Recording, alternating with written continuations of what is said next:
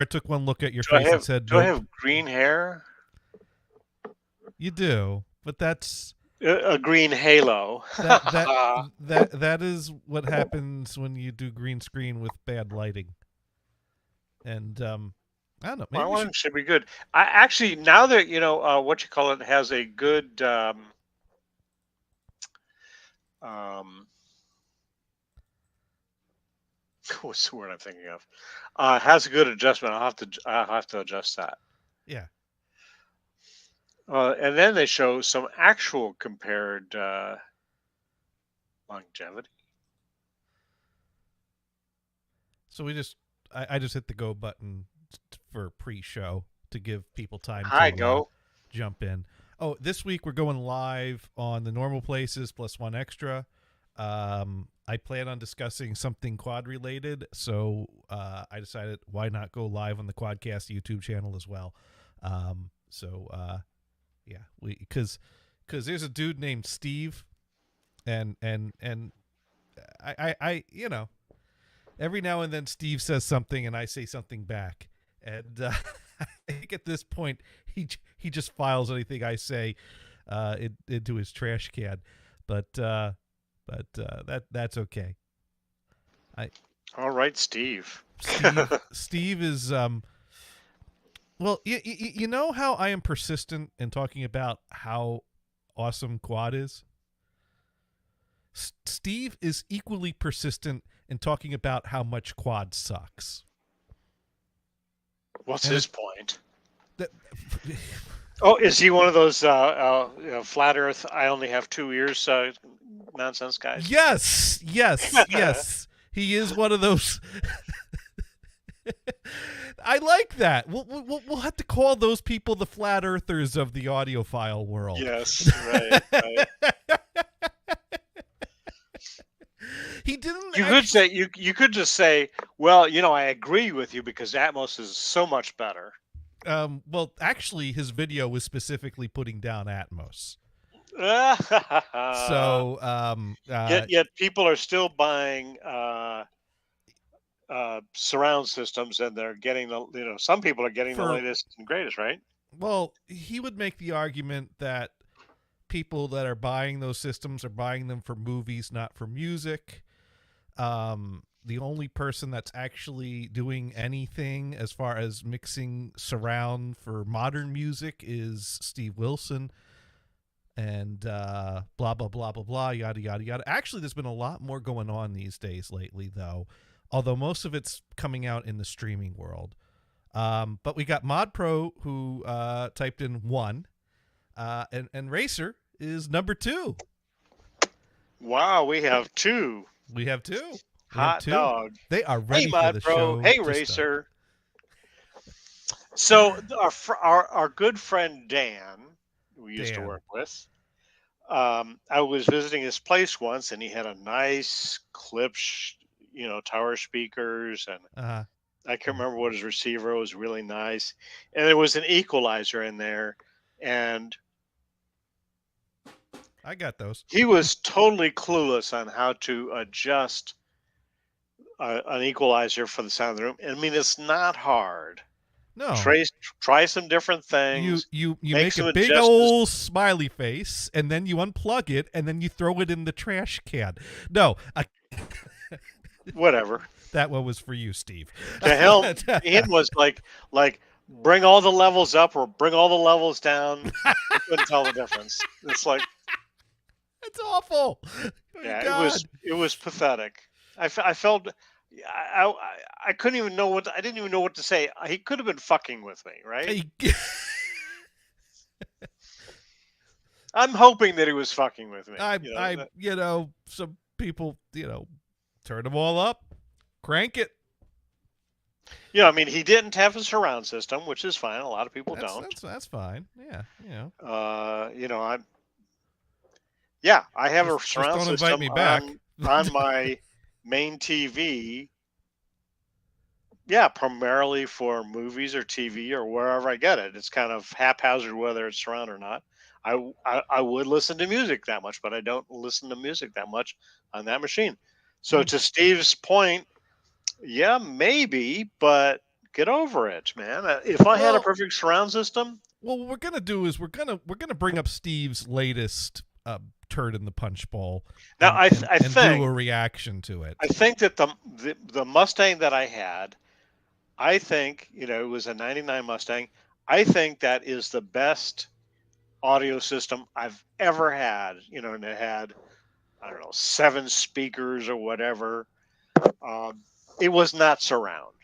You could tweak the fader from front and rear, left and right, of course, but that's not really surround.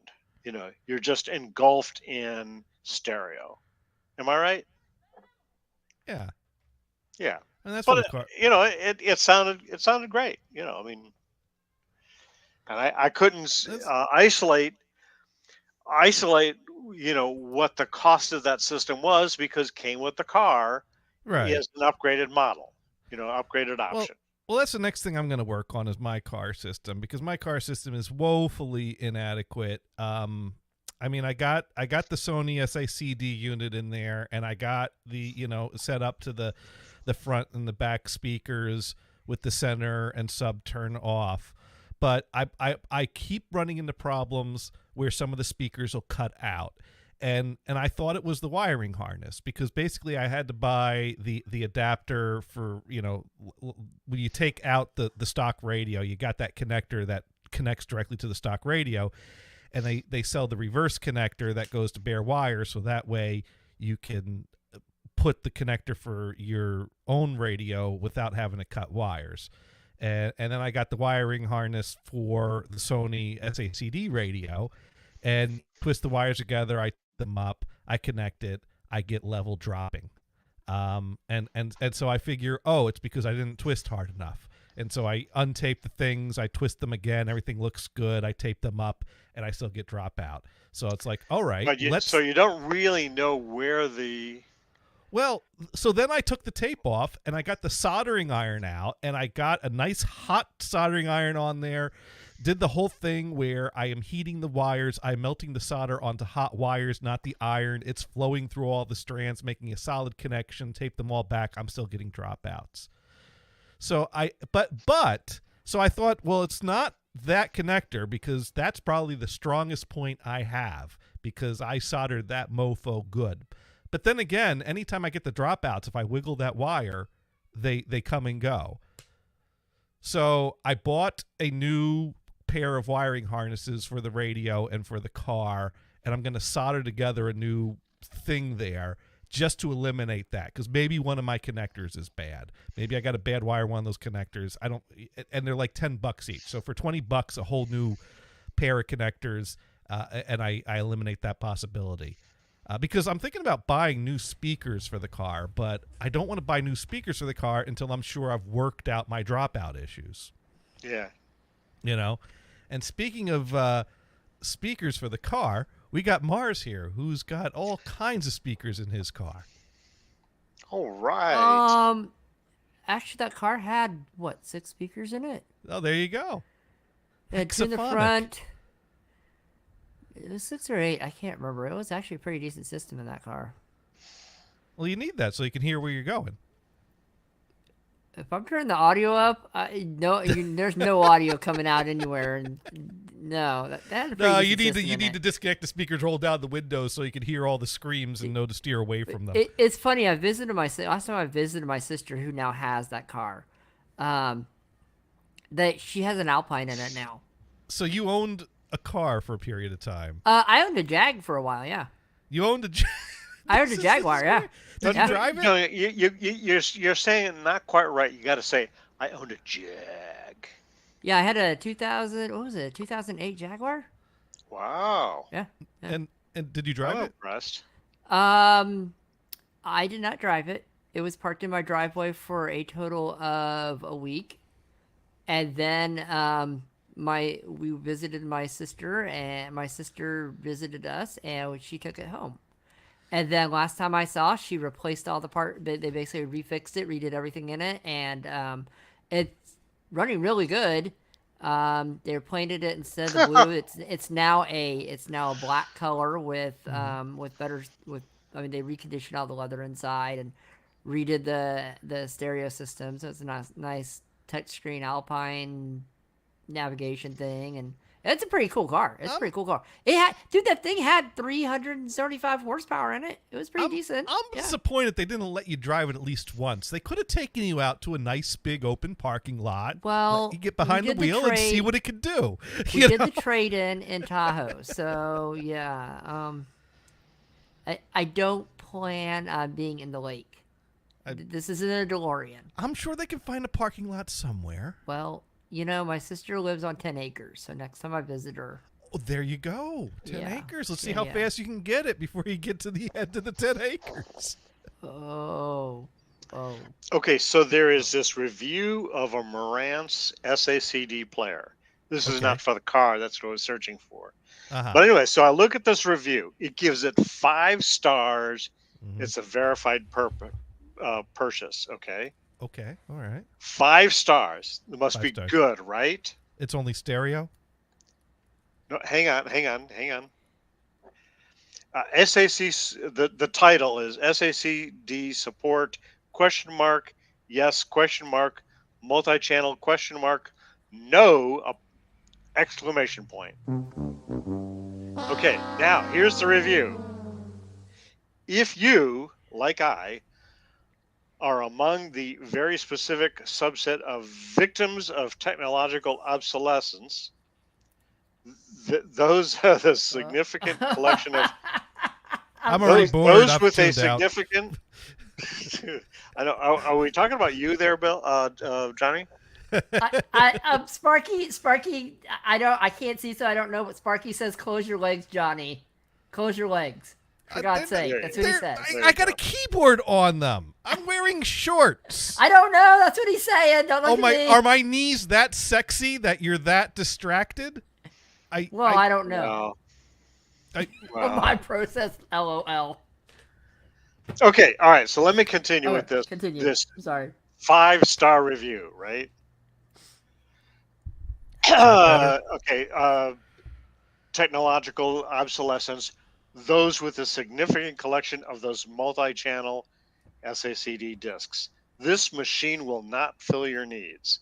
I Oh. ordered it carelessly, assuming that if it supported SACD, naturally it comes to support in multi-channel. In fact, since the demise of OPPO, Mhm. Oppo. Oppo. Yes. Oppo. Oppo. Yeah. Oppo, what is that? It's a brand name. Oppo makes the best SACD player there. Oh, okay. Or they did, and then they and they're betrayed gone. us. There are simply no remaining SACD players with discrete multi-channel outputs, and you have to go pretty high-end Macintosh to Yeah. find the player that supports SACD with HDMI output. I have rated this product 5 stars, even though I returned it to Amazon unopened. Well, how do you rate it if you haven't opened it? I know. So he must have read the fucking manual, right? Because Marantz paid me to do this. Thanks, what? Marantz. It deserves the benefit of the doubt for those who. I mean, to me, it's absurd. If you didn't open it, don't review it.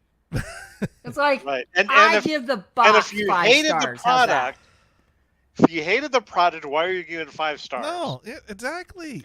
You can give the box 5 stars. You can't give the player 5 stars. Yeah. Anyway, I saw that. I was amused. I mean, you could understand. Maybe it's a quality product. It just wasn't good for him. That would be fair, right? Now But he didn't even open the frickin' box. So Racer points out 2 of his cars only has 2 speakers. But anyways, we should open the Oh, show. heck. We should open I the don't. show. I don't even know how many speakers my current car has. It might have 7 or 8 or 9. It has. It's a SUV. So. But again, it's only 2 channels. So we it's, should open the show. let's open the show. So once again, we're tuned into another fun-filled edition of Insert title here. the show that changes dates so frequently we put a placeholder in, and studio audience applause. And I'm your host, Gators, also known as Army of Quad. Also with me is Brian Blues and Sir Mars. Hey. And now, and also with us is Sparky Toaster. Let's see. Oppa means big brother, handsome guy. You should know that, Brian, with your Asian wife and all. No, Oppo. O-P-P-O. I have two of them. And I'm glad I have two of them because Oppo decided there's not a market for these players anymore, so we're going to stop making them. It's a shame. They had really good players. And now the prices have skyrocketed because there's totally no market for them and no one wants them. Thanks, Oppo. Thanks. But there you go. I got my two, and knock on wood, they're pretty solid. Should last me a while. One for upstairs, one for downstairs. The one that's upstairs is old enough that it'll read ISO images off the USB port. The one that's downstairs is new enough that I can rip SACDs to ISO images. They never made a player that could do both. But there you go. But that's not what we're really here to talk about. We're here to talk about refrigerators. Refrigerator? You mean that Whirlpool? You mean the one I'm probably going to have to replace in 6 months? Yeah. I got to be careful how I tell this story because I certainly would never advocate for like any kind of dishonesty or fraud of any kind. And I'm not saying that that's what happened here. But I will say that going back a while, I did have some problems with my fridge where it was freezing my food. And I did call a repair guy to come out and they changed some parts. And the fridge continued to freeze food. And so I reached out to Whirlpool and I asked them some questions about, well, if the repair guy can't fix it, maybe you could make some recommendations. And they're like, yeah, we can send another repair guy. I'm like, no, I'm done with those idiots. I only trust me. Could you send me like only trust me. Well, it's like I pulled an electrician in my house. They gave me a quote. I said yes. They came in. They started working on the quote. Then they came back and they gave me a quote that was twice as much. And then I said that was in addition to the first quote. So I kicked them out and I rewired the house myself. I found out I take the car down the street to the mechanic. They turn off the check engine light. It turns back on. I Google how to fix it. I send it back to them. They call me up. They say they still can't figure out how to fix it. I told them what Google told me, and then they fixed it. You see a theme here? You know what you should do? You should go to. I end up fixing my things. go to Horse and Buggy. That way, at least you can talk to the horse, and the horse will care. You know what? It probably will give a shit. So literally. So I decided the fridge repairman that couldn't figure out how to fix my fridge, they basically refunded me more than half of my money. And because I said, well, we did come out and we changed the part. So we're still keeping the money for the second visit and the part that we changed because we actually did that work. But the first visit to diagnose it, we're giving you that back. That's fair. Right. So they gave me back the initial. But that was a while back. So then I reached out to Whirlpool to try to get like service manuals and instructions. And they said, well, we only give that to service people. And I said, well, could you transfer me to the phone number that service people call into? And then, they transferred me somewhere else after I badgered them enough. And someone picked up and I said, I'm a totally legit Whirlpool service guy. Can you give me the instructions how to service my fridge? And they didn't believe me. I don't know why they didn't believe me. Oh, well, I think it was the line that you service my fridge.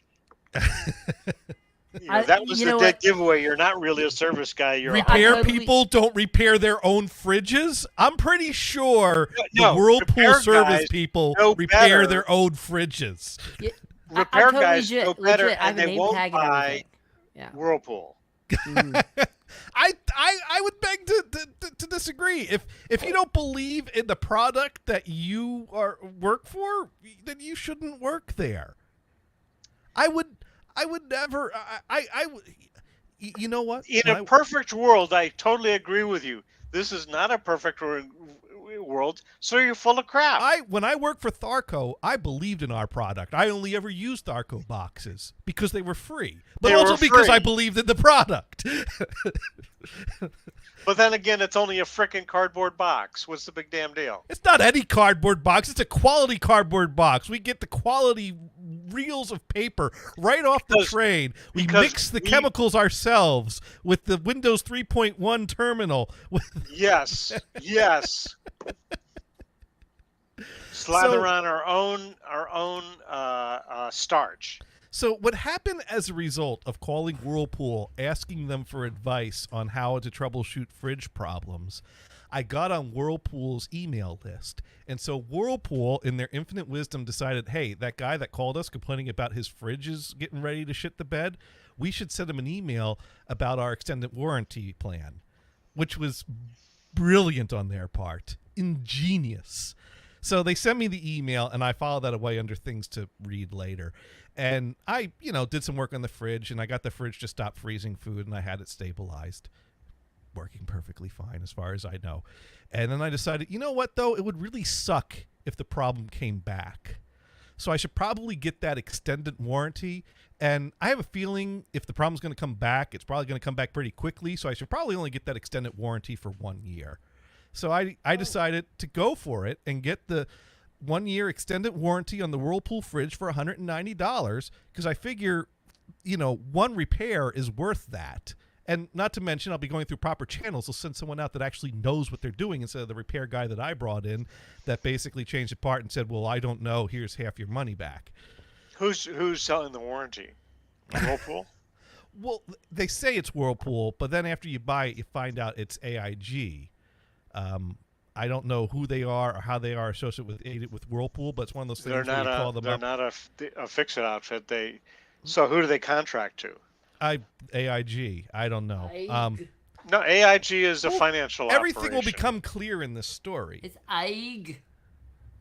Oh, okay. Let us continue. So I buy the warranty, and they don't tell you this when you sign up for the warranty, but they tell you this after you sign up for the warranty and send your payment. Is that number one, any problems that existed before the warranty started, we're not covering, which was fine because I got the freezing to stop. I fixed the problem. Number two, it is fully functioning, right? Right. I had that problem solved, and I'm not saying that it involved a method of cutting and reinstating power through a Wi-Fi plug module, but that is one of many options that one could use to deal with fridge problems. But I had a fully functioning fridge. How does a Wi-Fi module? Yeah, you get a little plug module that you control with Wi-Fi, so you can use an app to turn it off, turn it back on, set it on a timer, things like that. These things exist. You have the refrigerator on a device that will turn it off? Well, if I still had that fridge, I would. Why? Well, I don't want people's food to be cold. Does it have a thermostat so it turns itself on and off? Well, but the fridge was freezing my food, so I fixed the problem. Oh, that's how you fix the problem. So you have to go in there. I'm not saying that's how I fix the problem. I'm just saying on the list of options that can fix a problem like that, that is one. So you just turn off the refrigerator. Yeah. Oh, okay. If the refrigerator won't turn itself off, I'll turn it off for it. Wow. So I had the fridge That's working. genius. I had the fridge working perfectly. Harmony. It was Perfect. chili By the way, food. Turn it off. That fixes it. By the way, when you close the refrigerator door, does that light go off, or do you need a remote Wi-Fi device to do that as well? I turn the fridge back on when it needs to come on, and when the fridge is on, the light works. When the fridge is off, the light don't. That's how it works. Yeah, but when the door is closed, this is all hypothetical. Yes, the light goes out when the door is closed. Do you have a light sensor in there to make sure the light goes off and back on? The switch does that. There's a little switch at the door. But anyways, the point is that I fixed the fridge and it was working fine, and then I bought the extended warranty. So all that stuff that was happening, besides the stuff that was happening before, was it was running too cold, which is not at all the problem I ran into later. So I buy the warranty, and then they tell me, oh, by the way, the warranty doesn't take effect until 60 days has passed. Any problems that come up How's that possible? Because that's common. They want to make sure it really is functioning before they will pay off on effects. And the fridge was functioning perfectly fine throughout January, throughout February, throughout March. And then I started noticing that the fridge, instead of freezing my food, started getting warmer. And then it got to the point where I had the fridge up to the coldest temperature, and my ice cream was mush, which made it real easy to scoop. You invented soft serve ice cream. I invented soft serve ice cream with the help of Whirlpool. Wait a minute. Dairy So- Queen, I think, invented soft serve ice cream. Never mind. Please. Anyone could can make drink soft his serve ice ice cream cream with a that straw. sticks when you turn it upside down. I made soft serve ice cream you could pour out in the sink. But That's. Oh no, you didn't invent soft serve ice cream. You invented super soft. I invented the DIY milkshake fresh from the freezer. Right. So it changed Are 180 we getting degrees. diverted in this whole conversation? Of course we are. Well, of course we are. So it changed 180 degrees from too cold to too hot. Yeah, it dropped 180 degrees and then more. But, So you adjust your you adjust your auto off and auto on timer. Oh, I took the auto off out of the chain and I turned the temperature all the way up and I had mushy ice cream still. So I'm like, oh, well, that's okay. I planned for this day. I bought the extended warranty. Now, how would Webster's define a warranty? I don't know. I didn't pull out a dictionary, but Brian, you're a man of the world. Maybe I was naive. So I'm curious how you would define a warranty. How do you think this warranty works? Is when you pay somebody money, they're going to find some way to avoid paying off your claim. But textbook definition warranty, how do you expect that should work? No, nor in the ideal world, which of course we do not live in, because it really is flat, right? in some people's mind, anyway. Yeah. The idea is that if something breaks, there is that outfit that advertises on TV that what is it called? Anything Breaks is their outfit. Everything Breaks, I think. Everything Breaks. Okay. Yeah, I don't know if they're any good or not, but the idea is, something breaks, you call them up and you file a claim, and they send a technician over to fix it. See, okay, that's good. Mars, how would you? Now, it could be define the manufacturer as well, offering a warranty on a new product. Let's not Did get the in the weeds. warranty say limited warranty or did it say regular warranty? I mean, did you read the? It said extended. The terms and conditions, quote unquote. I don't got time to read that. Yeah, I don't have time to read what's going. No, honestly, this is what I want. This ideal warranty, quote unquote, ideal warranty. The ideal warranty is, hey, you know what? My crap stopped working. Come down, fix it. Thank you. Okay, I don't have to pay anything. Bye. Thank you very much. Goodbye. That's the ideal warranty. This is one of these things. Oh, I'm sorry. Go ahead. Did you have to send the refrigerator in to get repaired? No.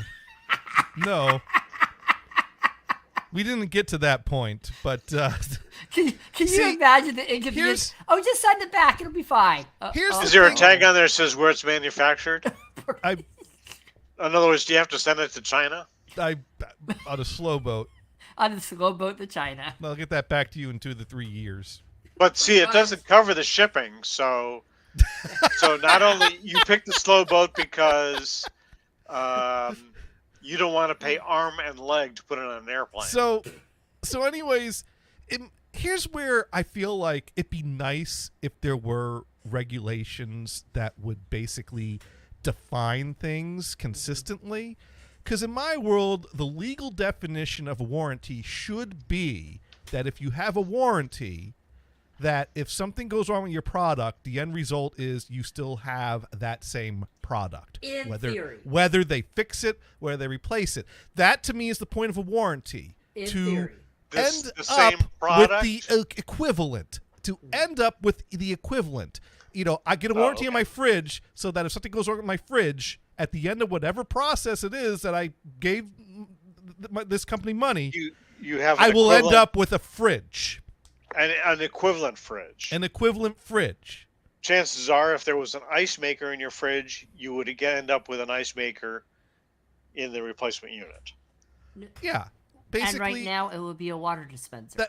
that to me is textbook warranty. If something goes wrong, at the end of the process, you are back where you started with a working fridge of the same or equivalent. But since you didn't read that fine print, But that's what the word says- warranty means. Can we all agree on the definitions of words? This is course. a pretty basic concept. Dictionary definition. Yeah. I don't know. So, but that is clearly you can tell where this is going. That is not how the Whirlpool extended warranty works. So, what did they give you a washing machine in replacement? He wishes. He wishes. Oh God! Don't get me started on the washing machine.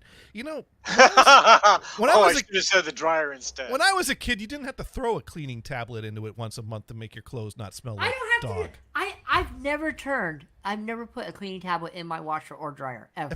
If I don't, my clothes starts to smell like wet dog, and I don't even own a dog. Do you like that wet dog commercial?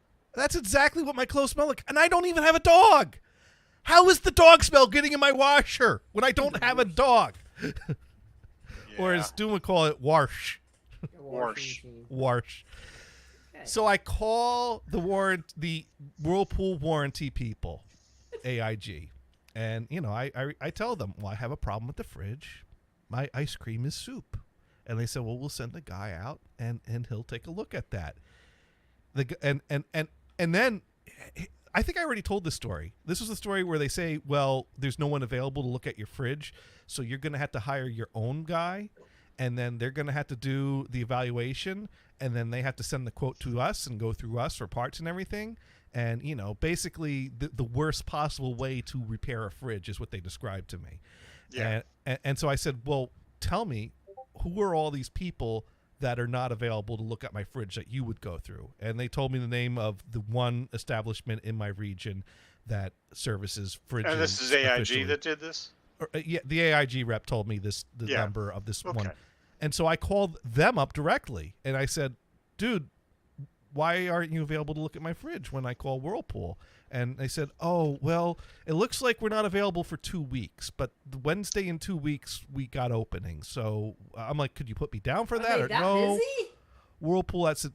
Basically, it turns out these people, they only service my region on Wednesdays.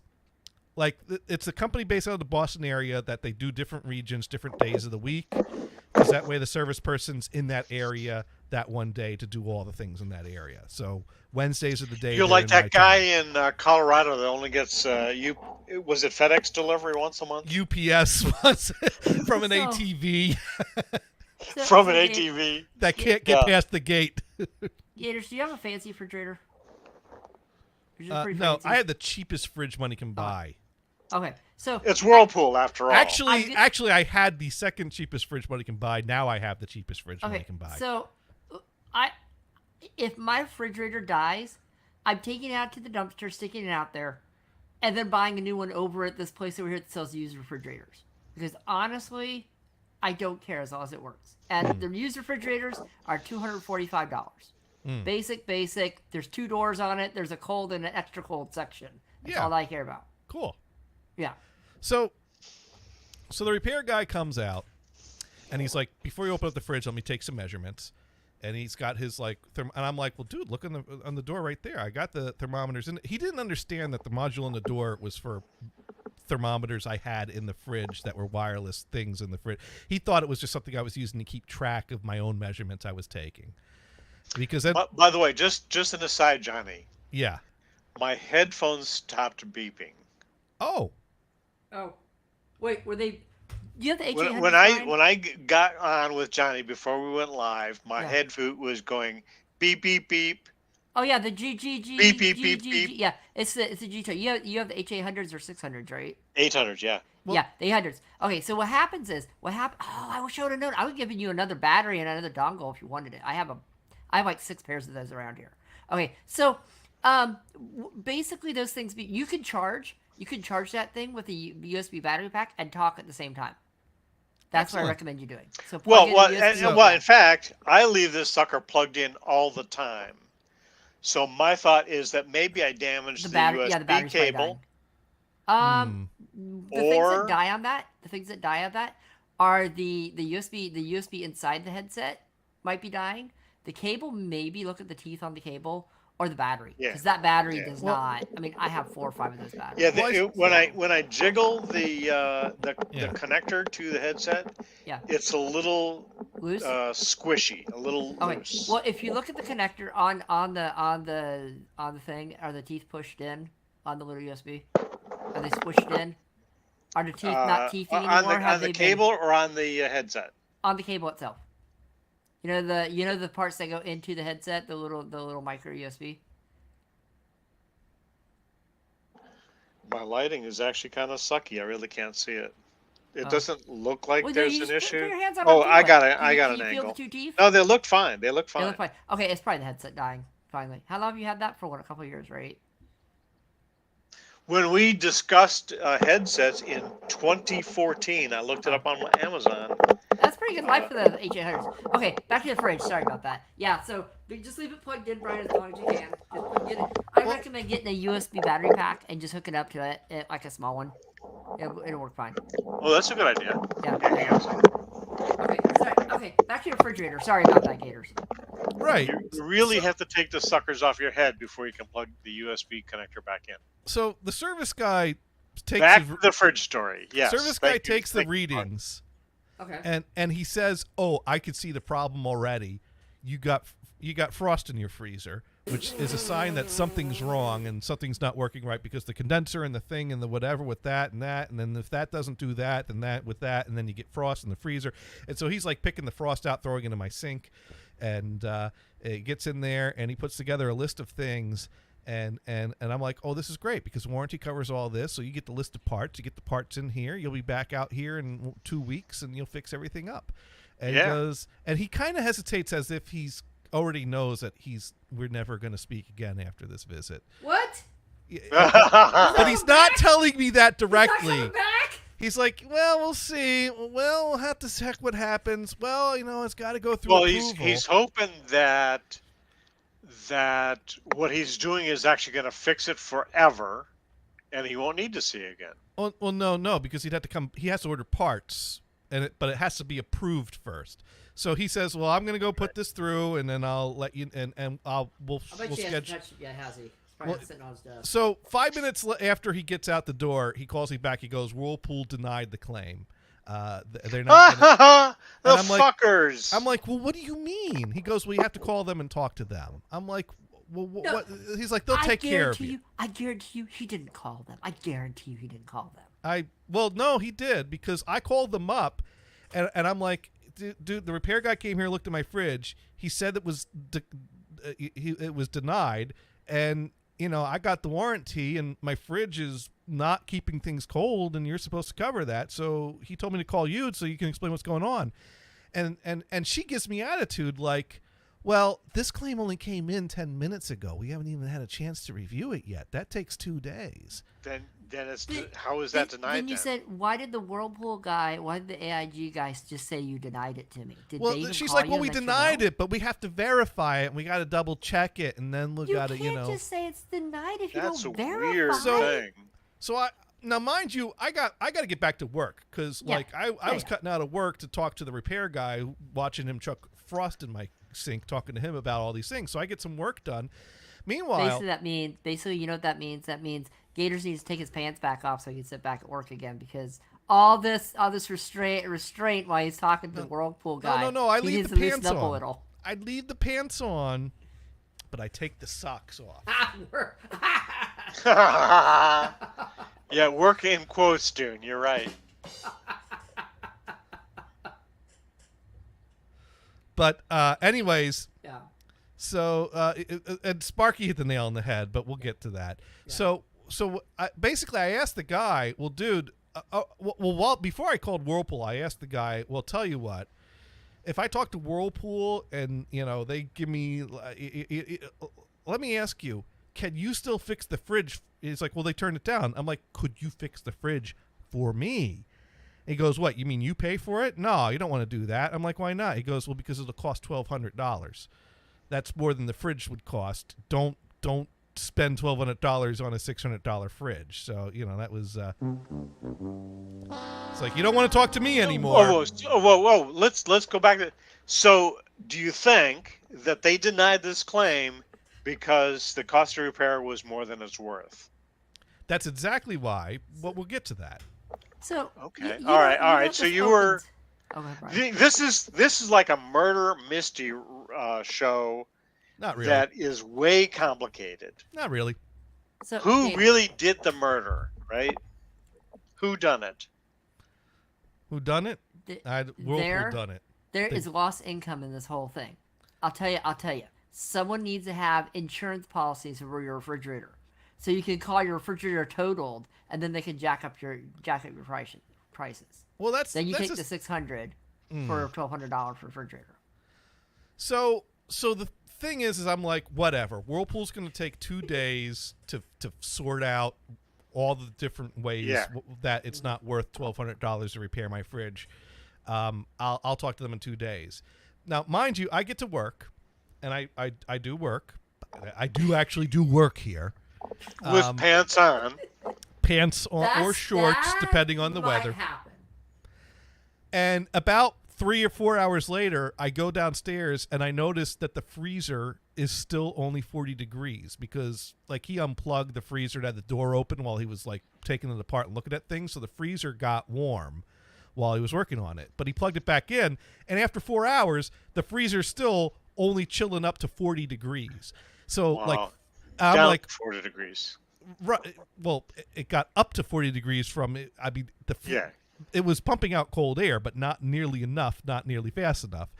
And so, like, my freezer is thawing at this point. And I'm like, oh, shit. And I'm like, Kristen, we got to decide what we can eat tonight and what we can throw out tomorrow, because that's what we're looking at here. All That's what right, buffet. How much stuff can we make? So we thought, well, the pack of ground beef for some tacos tonight will be good, and then we can get that eaten before that spoils. And I do have an ice chest, and I have ice packs, but the ice packs were also in the same freezer that was only at 20. So the ice packs aren't even that. And how long can I keep stuff in an ice chest? I don't, You're running out to your local supermarket and get another bag of ice. Well, here's what happened, and for the purpose of the story, we got to take it as a loss because that's what happened. But you'll understand. So at this point, I'm like, I need a new fridge in here, and I need a new fridge in here ASAP. I don't got 2 days for them to figure out what the fuck is going on with my shit. Yeah. So I call Whirlpool AIG back, and I'm like, dude, I need you to tell me what the hell is going on with this claim, because I bought the warranty so that this would be covered if this happened. This happened. And the guy comes out and you won't do anything about it. And you tell me I got to wait 2 days? I got food that's spoiling. I got to figure out what I want to eat today because I got to throw out the rest tomorrow. And she goes, calm down, sir. We'll take this care of this. And she pulls it up. She goes, well, here's what we can do. So the cost of the repair is more than the fridge is worth. So we turned it down. But what we can do is we can buy out your warranty. So we can offer you, and she does like chunk to chunk to chunk to chunk to chunk, $350. $350. $350. That's half of a new fridge. $350. So I came out ahead because it was a $190 extended warranty, and they gave me $350 for my trouble. Plus, sir, you said that food's spoiling, so you're probably going to need to do a claim for the food that you lose. You don't have to send us any pictures. You just got to fill out an itemized list of the food that went bad, and we'll refund you all that bad food up to $250. And I'm like, oh, thank God, because those T-bone steaks that I've been, sitting on the back of the Oh, freezer. no. The Alaska King crab, that's $80 a pound. All that tri-tip and all that imported tri-tip and all that. I'm not going to pad the bill. I honestly had 4 T-bone steaks sitting in the back of the freezer there. And, I mean, I did everything I could to maybe if it was winter and I had some snow in the backyard to pack them in. So, Gage, I have a question. Do you have a deep freeze yet? You should honestly think about that. Deep freeze is great.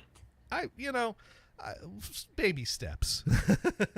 And then Dune writes in, what about that priceless Cherry Fog beer? Yeah. No, that sadly is gone for good. We drank the last one of that. Dune always hated it when I kept those. Dune made some batches of some really good beer, and one batch of really bad beer. That, yeah. And the one batch of really bad beer was the Cherry Fog, he wanted me. Have you ever had Falstaff beer? No, I have not. I But, I don't recall ever having it, but a friend of mine on Facebook, I think he is, you know, the great revolutionary flying the flag of let's restore Falstaff beer. why not? I don't really quite get the deal. There's so many craft beers out there that are decent.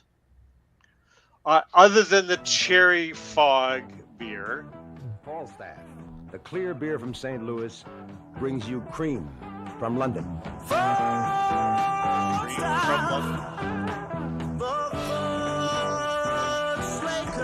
That alone is a good enough reason to bring it back.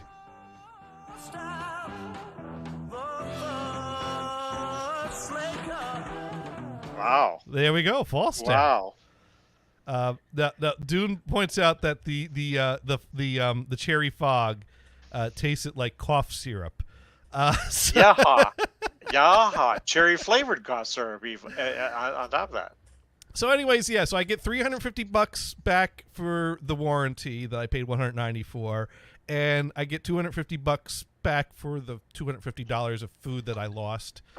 So those checks are coming in. So it's like, okay, that's not bad. That's certainly. That's not for a new fridge, then. So Yeah. when was the conclusion of this this deal with AIG slash That was Wednesday. Wednesday, and you tweeted out the you people are horrific on when was that Thursday? That was Friday. Wednesday before they.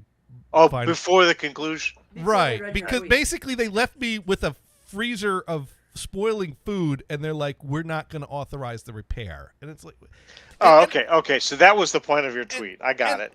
And, And, on the that one- makes sense. and on the one hand, yes, I came out ahead, but on the other hand, now I understand how these work, and they're not warranties; they're scams.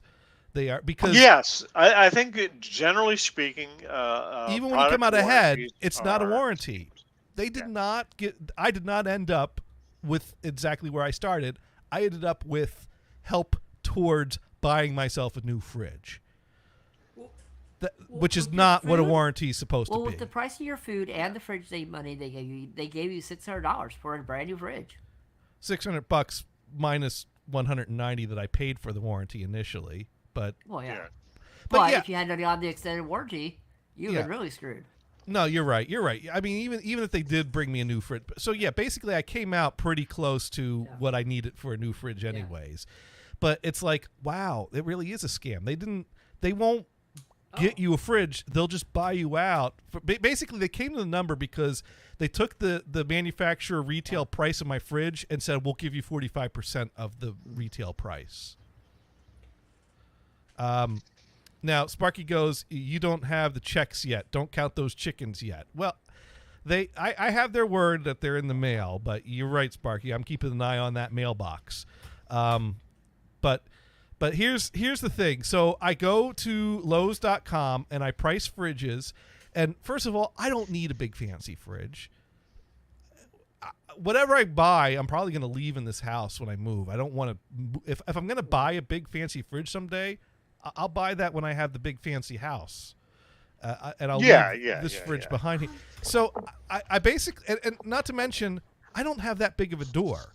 So I don't want to deal with, like, the truck driver going, sorry, sir, it don't fit through the door. There's nothing we can do. Enjoy your new porch fridge.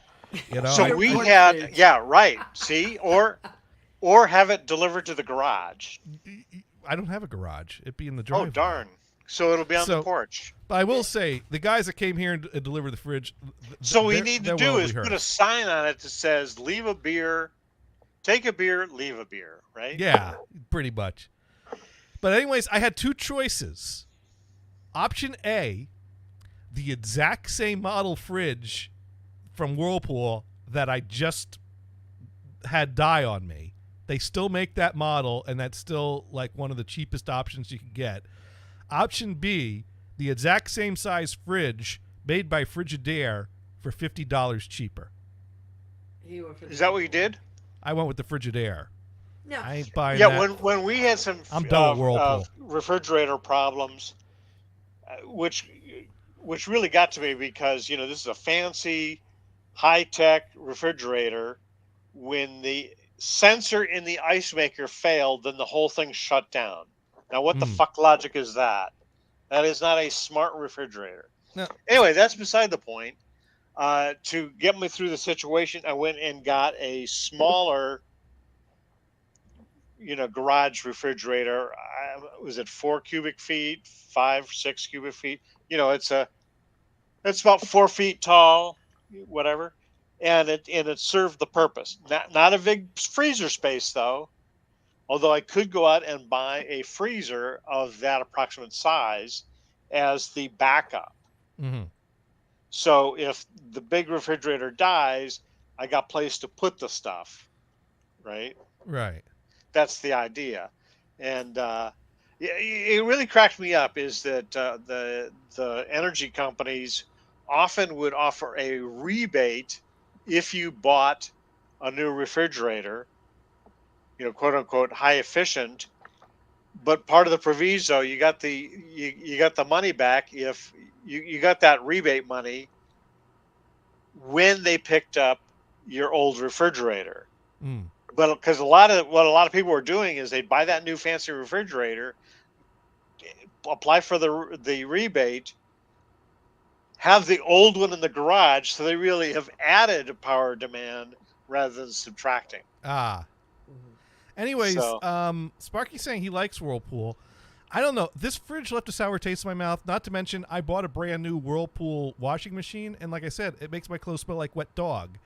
And even the Fresh tablets help, but they don't completely eliminate it. I don't think that washing machine is not getting my clothes as clean What's as your the humidity old one. and what's your humidity factor is down in your basement? I don't know. That's where your machine is, right? Yeah, but I don't know. Why would I care? The old washer never had this problem. That contributes to stuff like mold. The old washer didn't have this issue, so it's possible to build a washer that doesn't have this issue. The modern ones suck. But I'm suggesting that it could be something other than the washer. It could be the environment. But the old washer was in the same environment and didn't have that issue. I'm just saying it could be. I'm just saying. Okay. My science says it's possible to have a washer in that basement that doesn't make my clothes smell like wet dog. But the new washer ain't it. I think most of my appliances are when I first moved in. When this place was built, like my fridge and my washer dryer are from '89. So they're When they were made reliable and good. Yeah. Well, my fridge is honestly it works really well. It's just getting really loud, so I think it's Okay. ready I'm going to have to take a quick break here. Okay. Enjoy. All right. I'll be Brian back. has to use a whirlpool. Yeah. Yes. You got it. Yeah. He's gonna go make a whirlpool. Yeah. But yeah, my stuff is all from '89. No digital. My stove is, but I don't like my stove that much. It's a piece Yeah. of crap. So I don't know. I will have to buy a new fridge at some point. I'm gonna see. I'm looking to I don't want digital stuff. I don't need displays. I don't need. I can't use I can't use an ice maker or an ice maker maybe if I put my own water in there. But there's no outlets or anything behind that wall, so Yeah. there's no water dispenser or anything. So I don't really care. Now Sparky's siding with Brian on the whole humidity basement thing, and I'm not complete. I don't want. Yeah, I kind of shut that down hard, but that doesn't mean that I don't think there's something there. I just, like I said, my old washer worked fine in that environment. So even if it's an environmental factor, I think the fact that older appliances dealt with that better than newer appliances just says to me that the new appliances just suck. I am not impressed with these new washers that barely put any water in there and tumble them around, let them slosh around, and a little bit of water in the and I do have a deep water option, although the instructions tell me that it's better to not use that. But even when I use that, I still get wet dog clothes. Yeah, I don't know. And I've tried changing detergents, and then my wife broke out in hives. Is it the washer or the dryer? You think it's probably the washer, huh? It's probably the washer because the thing is they have the smell stronger when they're wet. So when I take the wet clothes out of the washer before I put them in the dryer, I smell the wet dog smell, and then I try to get the fresh scent dryer sheets to try to help combat that some. What's really bad is when I am working and I'm walking into the office and it starts raining and it starts making my shirt smell. And I'm like, Oh, you got some acid rain. That's And I it. don't- Yeah. and I don't have social distancing to fall back on to keep people 6 feet away from me from smelling the stank off of my shirt. Just You keep know? a bottle of Febreze on you. It's fine. honestly, a bottle of Febreze, it's your best friend. It's your best friend. Now, Sparky suggesting a few things, asking if I keep the lid open. I don't know if I do. If I think about it, I do. If I don't think about it, I probably go on autopilot. And autopilot, I'm the Are you type supposed to keep that open? well, Sparky suggesting that to let it breathe. Oh yeah, maybe. But but being someone that was raised to put the toilet seat down, I probably do the same with the washer just by a reflex. But if I think about it, I leave it up. And he's also saying that my old washer had worn seals. Oh yeah, mine are top loaded. Well, the Yeah. dryer's front loading, but the washer's top loading. Right. Yeah. I got a top loading washer, and I mean these new washers. They took the thing out of they took the agitator out of the middle, and they barely put any water in there to let it slosh around a little soapy suds. Because you can put like bigger. You can put like comforters and stuff in them. I really like. My sister has one that's pretty big. I'm like, dude, this is great. Yeah, but you still want it to go around the edge because if you get them in the middle, then they just kind of float up. But when the thing spins around, I don't know. There's pros, there's cons. I just the old washer I had was a Craigslist special that was a solid workhorse, and I noticed it start slipping, and I decided, well, I got some bonus money. I'll buy the new washer now before this one breaks down because it's starting to go. And now I wish I held on to it and just got it serviced or learn how to repair it. And speaking of learning to repair things, What? Brian's learning to repair his headset because I don't think we hear him. The USB on those H800s die. I know someone that actually ripped the whole Good. USB out one time. Pull You out can't USB. hear me? Oh, I Yeah, can we hear can you. We can hear you. Oh. Yeah. It looked like you Yeah. were whistling before, and I didn't hear it. So that's what I. All right, but here's It looked here's- like I was whistling before. it did. You moved your mouth in a way that I thought you were whistling, and we couldn't hear it. Yeah, like that. I don't know. No, there was some. I don't know. I thought you were gonna whistle or something. You made a movement with your mouth that made me think of whistling. Oh, okay. I don't know. So, anyways, the topic of this week's show is: I bet Steve doesn't even know what his ceiling tastes like. What? Wait. His ceiling. What? Wait. Yeah, there's a lot of explanation that needs to go into that topic. Yes. Are you talking about I Steve St. would Peter, say so. or who are you talking about? Well, wait. Let me see what Sparky sent in. Sparky sent a link in that I need to click now just to see what he thinks I need. Oh, is that link downloading something? It didn't open a new Now tab. Sparky has access to your computer. Good job, Sparky. I can't get that to open. Huh. All right, let me try just opening it up separately in a new tab. Oh, there we go. I don't know why that didn't open by clicking on it. He sent me a link to a Amazon listing for a washboard, or as Doom would call it, a washboard. Oh, the old. Oh, let's see that. You could make music with that. You could make music with that. All right, we'll go ahead and we'll I do need to start sharing my screen shortly here because we're going to talk about our friend Steve, who has no idea what his ceiling tastes like, and this is a problem. But before we do that, here's the washboard that Sparky is suggesting I Nice. buy. $35. It So- probably cost $5 50 years ago. So a lot of cool things going on in the world of surround. Rhino Music is putting out 4 new Quadio releases on Friday, June 23rd, and rumor has it, it's just about all but confirmed that the 4 releases are going to be the quad mixes of Black Sabbath Paranoid, Alice Cooper Billion Dollar Babies, Jefferson Starship. What's the one that has Miracles on it? Starship. No, it's the red Starship cover Gold. one. Red Octopus. Red Octopus is the name of the album. And Jay Giles' band, Nightmares, and I don't remember the rest of the name of that Oh, album those last title. two are pretty cool. Oh yeah. So these are all quad releases? Yeah, well, they'll come out in Blu-ray discs that include stereo and quad mixes on them. Ah, okay. Yeah. And there's also been lots of cool Atmos releases that have come out.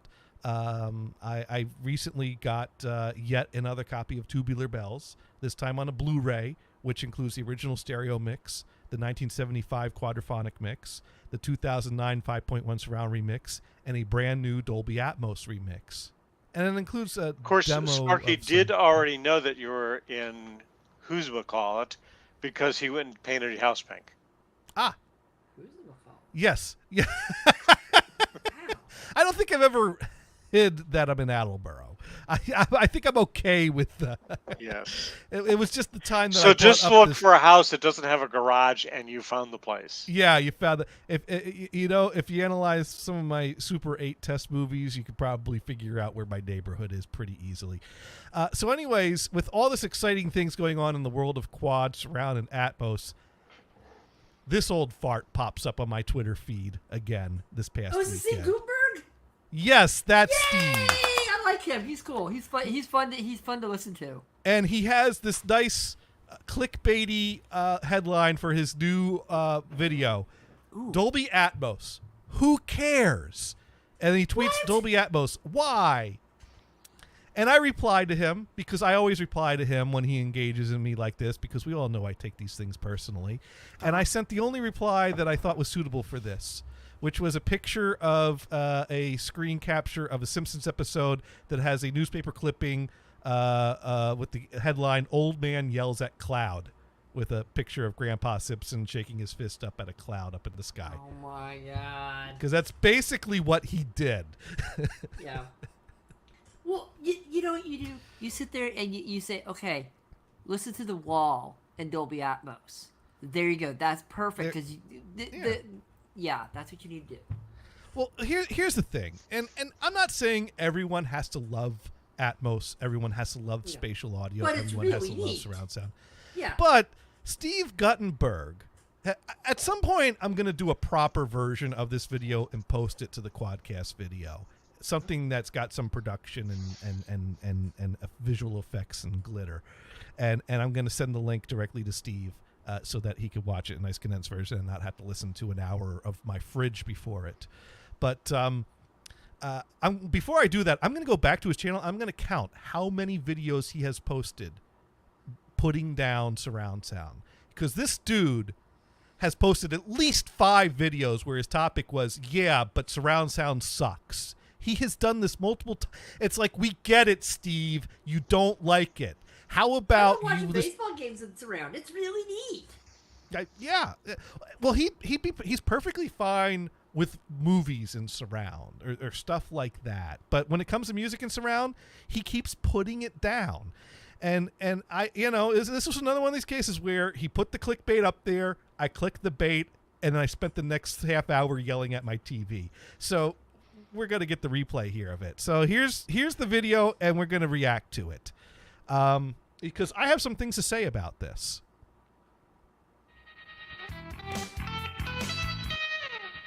Pretty awesome intro though. Yeah. This episode Be is better in about surround. my personal journey with surround sound right up to the moment with Atmos, with Dolby Atmos. And it's happening because just the other day I was in a studio and I heard a Dolby Atmos mix. And I didn't like it. I didn't like anything about it. I didn't like the sound quality. like it. I didn't like the surround environment of the, I didn't like anything about it. But Did he clean the wax out of his ears first? Oh, great. So let's base your entire opinion on Dolby Atmos to this one mix session you sat in on. Okay, you had a bad session you sat in on. But he's going to give it 5 stars, like that other review. right? No, he's not even giving it a star. He's going to give it a 15-minute video taking a shit all over the whole concept of Atmos for it. But all right, let's let him talk some more because he's going to go back. He's going to talk about his background in surround. I had to stick around because I didn't want to be too rude and just leave right away. So Oh, you not be rude? No, you're just going to shit post about it on the internet. They'll never see this. No, I don't want to be rude. I'll just talk about them all over the internet. They know who they are. All right, let's continue. I stuck around, and as I'm sitting there listening, thoughts are going through my head like, I got to make a video about this because this sucks. It's just so stupid, you know? Could you find anything redeeming or good that you like about Atmos? Could you maybe study the topic a little more before making a video about this one bad experience? Well, deadlines. No. No. All right. People start writing reviews and talk about reviews before they've even opened the box, as we learned from our last review experience. That is true. All right, let's go back. So anyway, it was uncomfortable. But anyway, it started me thinking about my journey with surround sound. It started in the early 70s when I took the plunge because everyone was talking about quadraphonic. So I bought, did I buy it? Or somehow I wound up with a Sansui. I'm pretty sure it was a Sansui quad receiver, 4-channel receiver. And I had 4 speakers. Now, here's the thing. I've spoken to this guy on the phone. You spoke About- to Steve Gutenberg? Yeah, he called me once. I gave him my number. He called me up. Wow. Yeah, he So posted if I ever meet him in the Bay Area, I should say I know Johnny Gators right away. Yeah. You totally should. Yeah. He'll know who you are, right? I'm kind of. Oh, he know. I have a feeling. I have a feeling he'll either say who or he'll roll his eyes. One of those two. You try to take me away. No, you'll be fine. You'll be fine.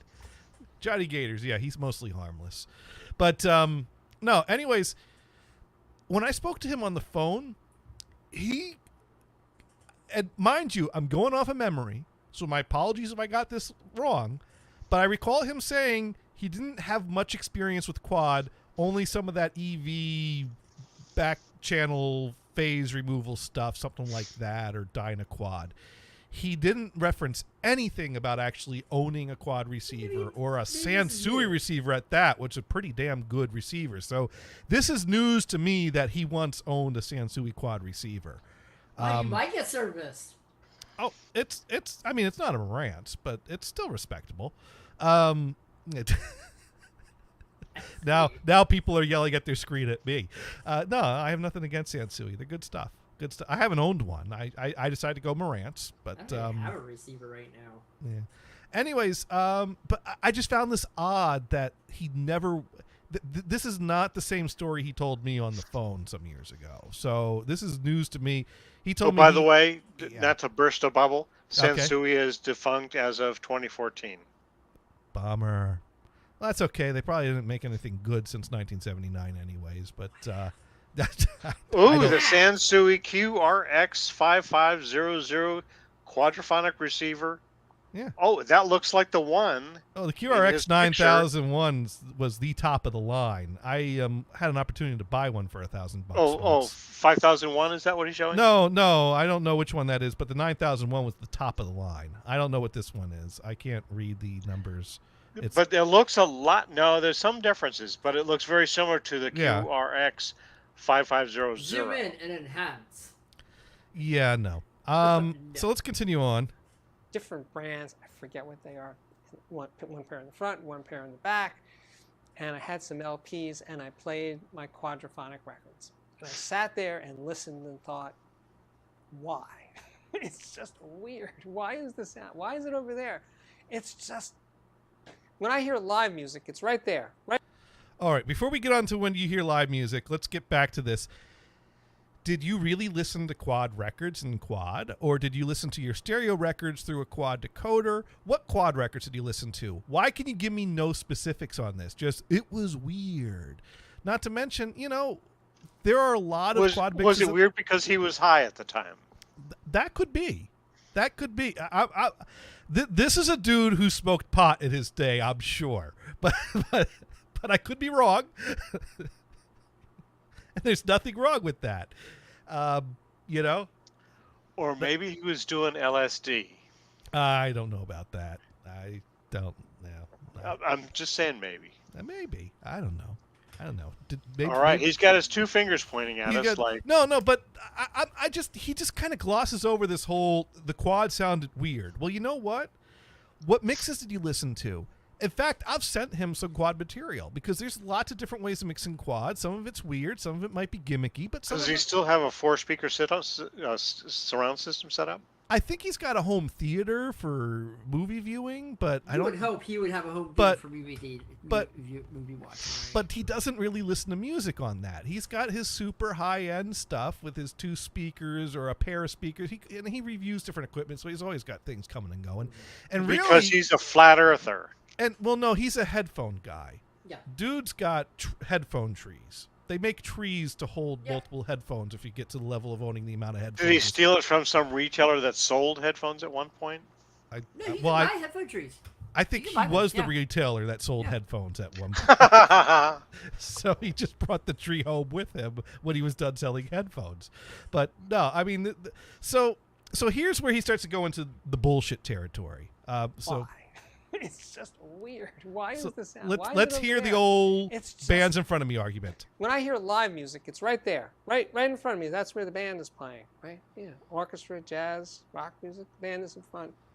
Sound is just sort of floating around behind me, which happens when you play stereo. So, okay, and that is the argument that people make all the time. The band's playing in front of me, which, yes, that's true. When you go to a live concert, usually the live band is in front of you. Mind you, there are some circumstances that could differ from that. You might go to a cathedral where they have choirs up in the lofts around you. You might go to some kind of a performance where the pipe organ is in the back of the cathedral, so you got the organ blaring from behind you and the choir in front of you, or multiple choirs around a big cathedral. There are certainly live settings that exist that aren't just the band in front of you, but okay, for the sake of argument, you're talking about the majority of performances where the band's in front of you, and it's just unnatural to have sound behind you because that's where the band is. Well, I got 2 issues with that. One, generally these concerts are not just all acoustic affairs. They're built on the sound system. You hear what they send the mix for the sound system to do. And it is not unheard of to have a sound system that surrounds the audience with quad or surround effects. As a matter of fact, I think you could see, certainly fans of Pink Floyd know what this is. This here is the Azimuth Coordinator used by Pink Floyd. This was used so that they could use the joystick to route different synthesizer or keyboard sounds to swirl around the audience. Now, mind you, I'm cherry picking a few instances in which it's not just the sound in front of you. For the most part, the sound system's pumping the sound in front of you. But the other thing is that not all albums or recordings have the purpose of replicating the live experience. I mean, next, are we going to complain that Pretzel Logic by Steely Dan just sounds unnatural because it's unnatural to have multiple Donald Fagans singing in harmony with themselves at the same time? Okay, that is unnatural. That is now, unnatural. Mike McDonald, multiple Mike McDonald, like on the Asia album, totally natural. It's okay to clone Mike McDonald. It's not okay to clone Fagan. I do love the line where Walter Becker says to him, "That was your best Jerry Lewis voice." That yes, followed by him immediately taking his voices out of solo while they're listening to Deacon Blues. Yeah, I loved that. That was great. That was nothing like a perfect dig, in a permanent media form of one of your close buddies. I mean, it is such a narrow-minded view that a band goes on stage in front of me, so all records need to sound like that. Well, and to his argument, like, how many albums come out in a studio version and a live version, and they're rather different. They are. The studio and live performance are 2 very different things, and a live concert and a live album are also 2 very different things. But that's a whole other can of worms. But this whole argument, it's unnatural to hear instruments come behind me because the band's on the stage. Well, you're how narrow-minded are you being to think that way? If you don't like it, you don't like it. Okay, but the argument's bullshit. Yeah, oh, yeah, I totally agree with you. Yeah, no. So that's all right. Let's see what else he has to say. I just didn't understand it. Anyway, I so didn't that the understand whole that. quad That's funny. period did not We know last that. very long for me. What's that? We know he didn't understand that. No. That's everything he says doesn't make any sense. Yeah, no. He don't. Right. And no, with the bands and run. Right. Do you not, dude? You've been in studios. You understand that not all albums are creating the. Okay. Anyway, so that the whole quad period did not last very long for me. And then many years passed, and I was writing for Home Theater Magazine, and I was doing stories about DVD audio and SACD. So each had multi-channel capabilities.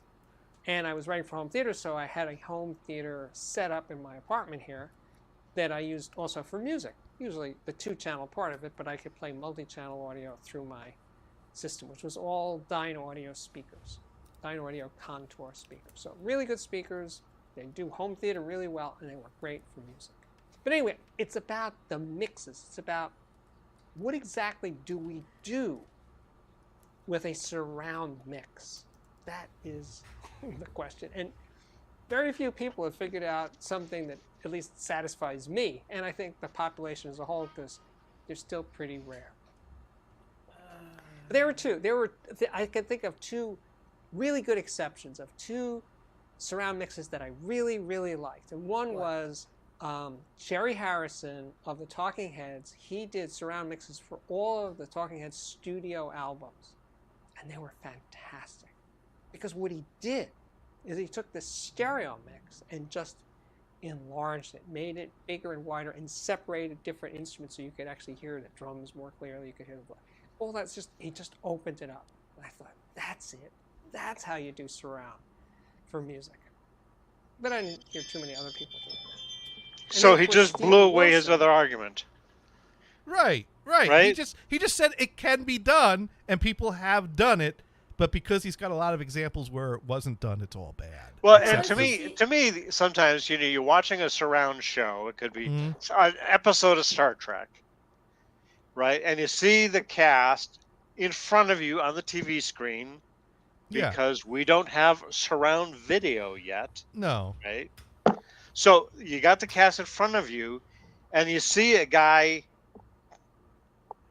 clunking some dishware or whatever it is, and that sound is coming from behind you from the rear speakers. Well, It's that's like dude they don't know kind how of to fucked mix. that up.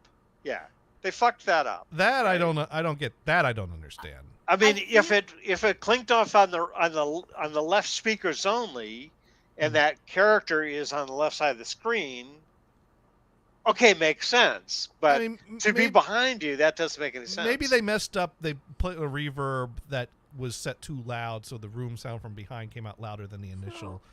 I don't. I- Go, Yeah, on, Mars. could be. I could feel be. like the beginning of his whole rant about quad or surround in any way or any sort.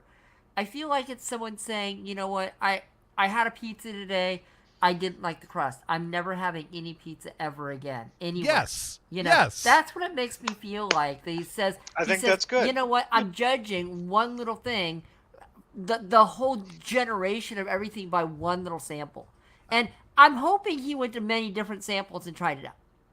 Yeah. Well, I'm really I hoping mean, tried he other could be samples. talking about Whirlpool refrigerators. Now, to be fair, he says he listened to Quad back in the day, thought it was weird, but how much Quad? What did he listen to? Yeah. Has he ever gone back to that? Has he sampled any of the Quad SACDs And that have been coming out from In the some 70s, Vocalion? what environment was he listening to it? You know, that could also be He part didn't of it, even you have know? speakers matched up properly. He had a killer amp though, if we are to believe this story Oh. versus the story on the phone. But yeah, no, but you're absolutely right. You know, he went to this. It's like I went to this session.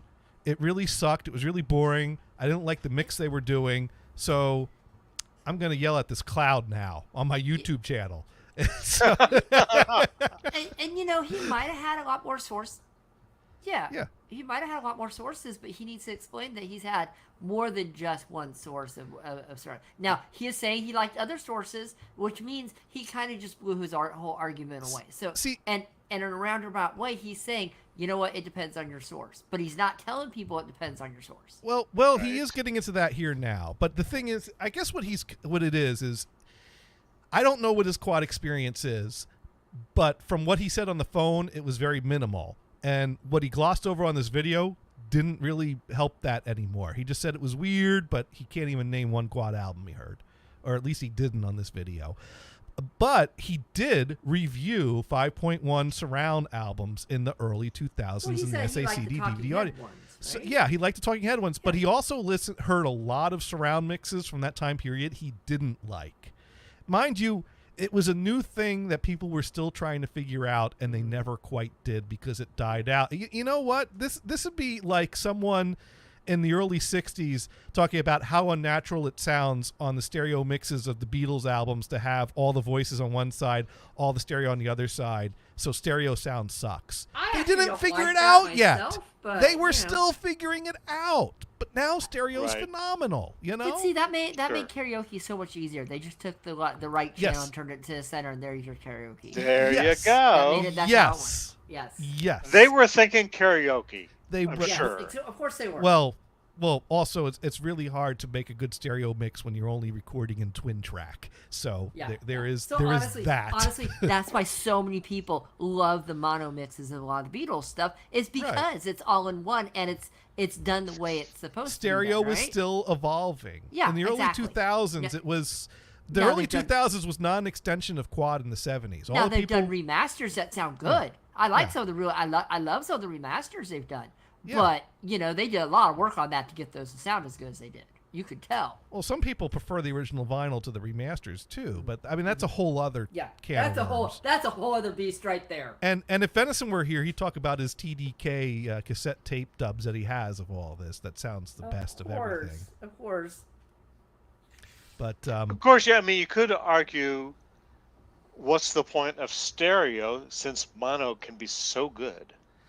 well, that is an argument that was made back in the day. What's that murderer's with the crazy Ted hair? Kaczynski? No, the guy he's that ended dead. up going to What are you prison talking for about shooting now? someone with the crazy hair, with the Wall of Sound. Oh, Phil Spector. Yeah, that's the guy. I could say murderer because he was actually found guilty and is in prison, right? I believe he was. Yeah, so it's not alleged anymore. And Ted Kaczynski just died. Point is Phil Spector with his Wall of Sound. He was a big fan of mono and put down stereo because I'm gonna have to make a better version of this video to post to Steve. Yeah, you got to throw in there that Phil Spector preferred mono because he was a flat Earth sound guy. He was a flat Earth sound guy. So we should really just make a parody of this whole thing. He wasn't even a flat Earth sound guy. He was a point Earth Oh my goodness. sound guy. Stereo is a flat Earth sound guy. Yeah. But no. So, anyways, the point is, Steve. To be fair to Steve, dude has listened to a lot of early 2000s 5.1 surround mixes, and yes, there were some clunkers in those batches. I'd say there were more than two good examples, though. I mean, heck, the 5.1 mix of the Eagles Hotel California got rave reviews. I've not listened to that one much myself because I'm not a fan of that song or album. But that is certainly one that's gotten lots of rave reviews. What other ones from that time? Oh, you know what? The Beck album that came out with the white cover, the white book with the DVD audio and the Guero or something like that. The one that has Sun-Eye Girl on it. Yeah, Guero. Beck that much, so. Yeah, Beck Guero. Awesome 5.1 surround mix. That's another one that I would say stands out. Steve might consider that one a little gimmicky because it uses the rear speakers a lot. Although I find it odd that he describes the Talking Heads as just expanding the stereo field, whereas I think it's quite an active surround mix. beyond just but he does start with the original stereo mixes and enhance it from there. The only Maybe he was listening to the Talking Heads when the drugs were kicking in. I could be. The one nitpick I'll have is that no one has ever gotten a remix of Once in a Lifetime right. The 5.1 mix of that one totally botches. Like, there's this percussion effect that goes clank, clank, clank, clank on the original track, but the stereo mix has some kind of a reverb delay effect on it that makes it kind of do more of a clankety clankety type of thing. And they didn't. Jerry didn't get that right on the 5.1. That's my nitpick with that. Other than that, oh yeah, the Talking Heads brick is totally worth owning if you don't already. All right, let's resume this. I thought, that's it.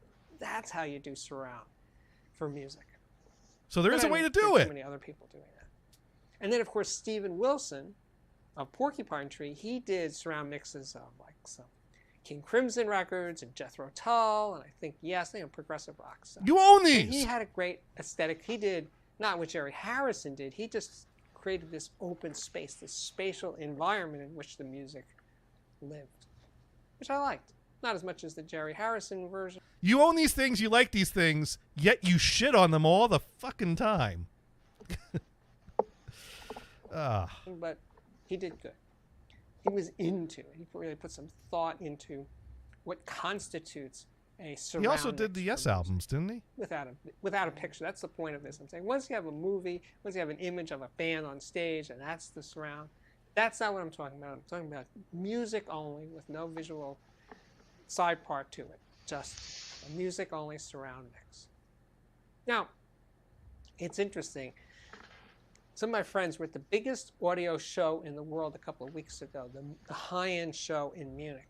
And I asked them, what do you think? Was there any Atmos demos there? Any multi-channel music demos going on at the biggest show in the world? And the answer is no.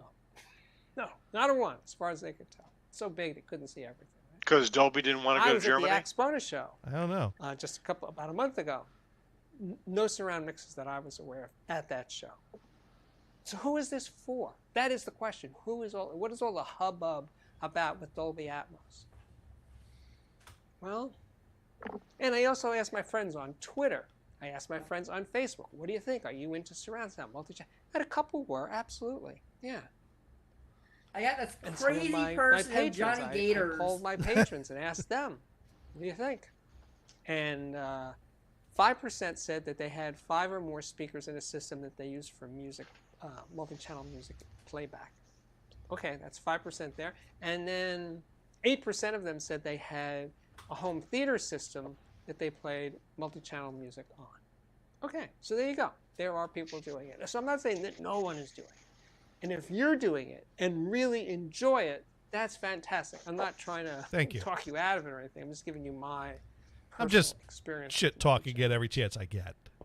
Now, I think the thing that is likely to happen with a more mass acceptance for Dolby Atmos is over headphones, especially apparently true wireless headphones. Yeah, I'm not listening through convinced on Apple that yet. Music. That seems to be the thing that people, I sense, are really enjoying that. And at some point I will lend an ear to that. I'm not a fan of the earbud or the here's the thing. I'm okay with it as long as people are listening to as long as the material is real and can be played on a real system. Cuz like for example, Sony has put out their own streaming codec called Real Audio 360. And it's primarily billed as something that creates a surround environment in headphones. So at first we thought, oh, it's some sort of fake surround generated from stereo. But we found out, no, it actually has multi-channel music encoded in this format.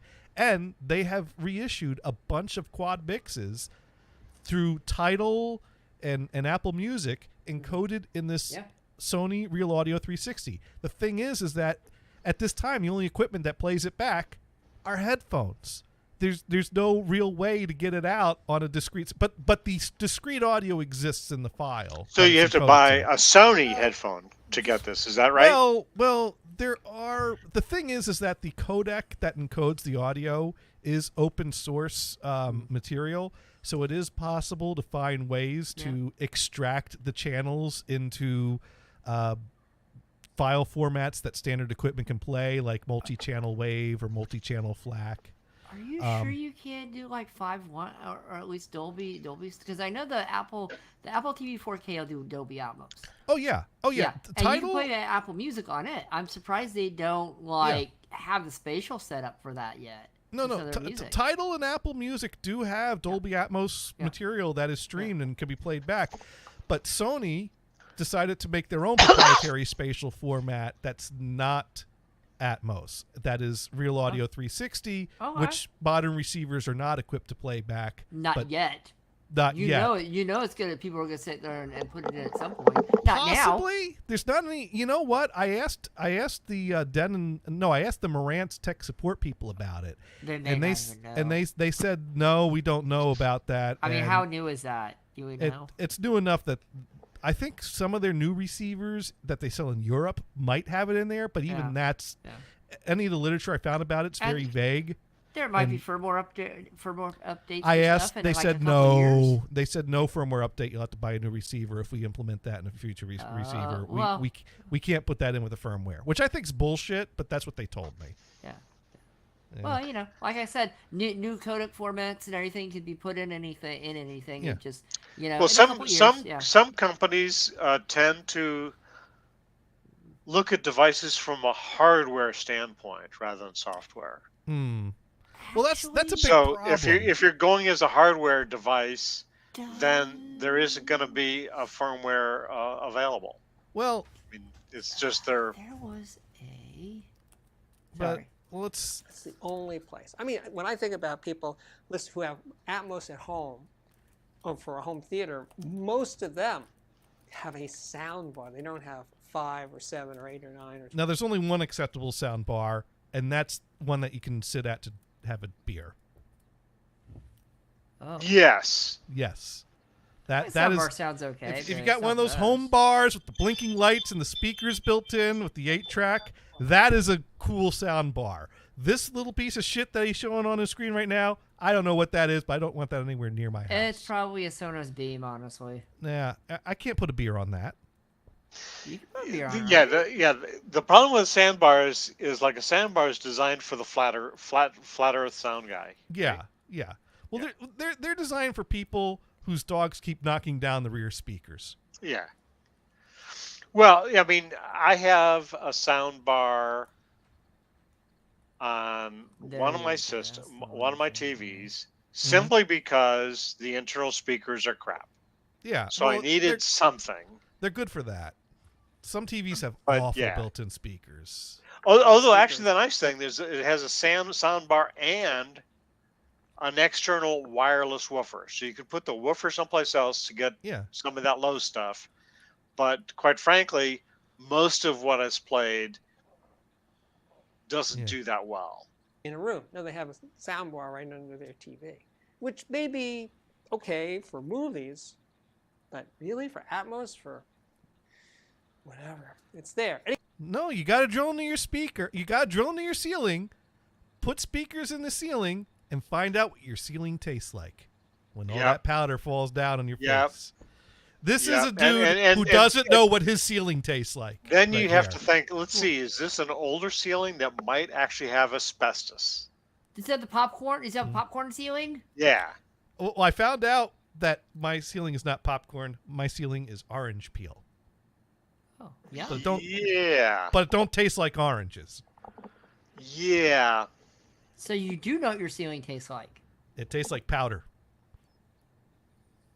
Oh, yum. Yeah. And again, if you have that and you're enjoying it, good. I don't mean to be too much of a negative guy. He is really getting high at this point. Let's review how he started this video, because he's not too much of a negative guy. But I had to stick around because I didn't want to be too rude and just leave right away. So I stuck around, and as I'm sitting there listening, thoughts are going through my head like, I got to make a video about this because this sucks. No, he's not a negative guy. Not at all. Not at all. All right, That's where were we? That's it. Pretty close. We were on the sound bar. Is where we were. But really, for Atmos, for whatever, it's there. And again, if you have that and you're enjoying it, good. I don't mean to be too much of a negative guy, even though that's what I'm doing. But anyway, that's the story with multi-channel music. I condensed it down as much as I could. Yeah. He didn't have to condense it down to 6.5 minutes. He could have taken at least 10.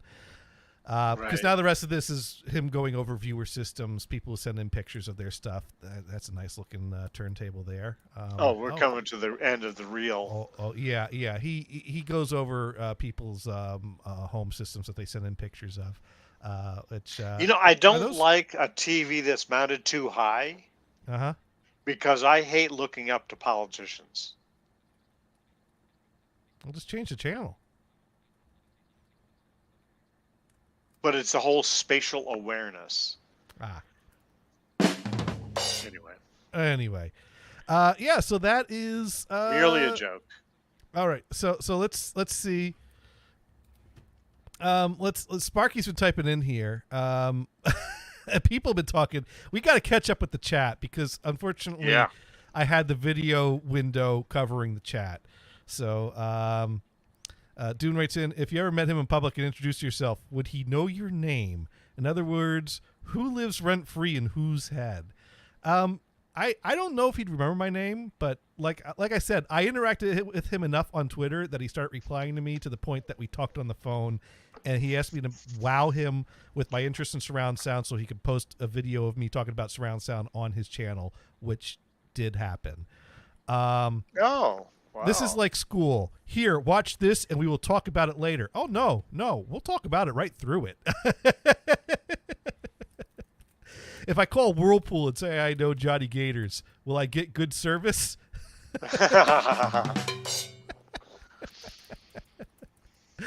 Look at that. Just look at it. It looks so 1970s. Oh, the Sansui receiver. It is a beautiful receiver. So there was this one insurance company that their advertising scheme was, you get into an accident. This is auto insurance. You get into an accident, we'll not raise your rates. Mm-hmm. Okay. This guy I knew had his car broken into. Yeah. He was a contractor. Some of his tools were stolen, et cetera, et cetera. Sad thing. He puts in a claim. They honor the claim. They don't raise his rates. They cancel his policy. Oh, boo. Motherfuckers.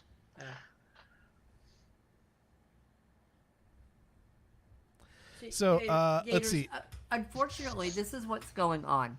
A lot of people, instead of having even a two speaker setup for music, they have, in a standard environment, they'll have like a smart speaker or a Bluetooth speaker that they'll come in and they'll pair their phone to. Right. The Sony Reality thing. I said I put a link in the chat room of what Sony's using for their 360 for speaker setups. Okay. In the chat room. Yeah, let me I do recall seeing something that Sony did make a set of speakers that will sync up with them, but it's like the only speaker thing at this time. Yeah. And then also I think some of the Marantz receivers in Europe might have a codec built in, but I think it'll become more prominent. Sony crap goes everywhere, so. Yeah, but the thing is that I don't want to listen on these crappy speakers. But it's cool that these exist. I don't want to listen on crappy speakers, but only made by Sony, and they're only $400 a speaker, but it's okay. I'm just glad they used open source codecs that allow us to extract this stuff. Yeah, exactly. But Dune says, don't be jacking with the Boz hi-hats. Sparky writes in, I like how Johnny had that tab pulled up and ready to go. Shows he does some behind-the-scenes work. And then he writes in, let's see, fridge, washer, dryer, car, basement heater. Johnny will soon run out of content. We're not done with the car yet.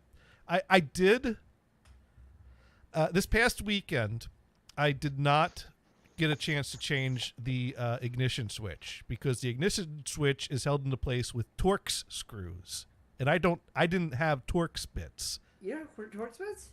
I now have Torx bits. I now have Torx bits. Yeah. You're moving up in the world of I can fix anything. But I do want to do some more testing because I found a forum thread that talks about some wiring things and whatever. So when I get a chance, I'm going to do some more wire tracing and wire testing. Complete and I'm gonna, new electrical harness day after, I don't know. I found some references that say what does what on that wiring connector that connects to the neutral safety switch.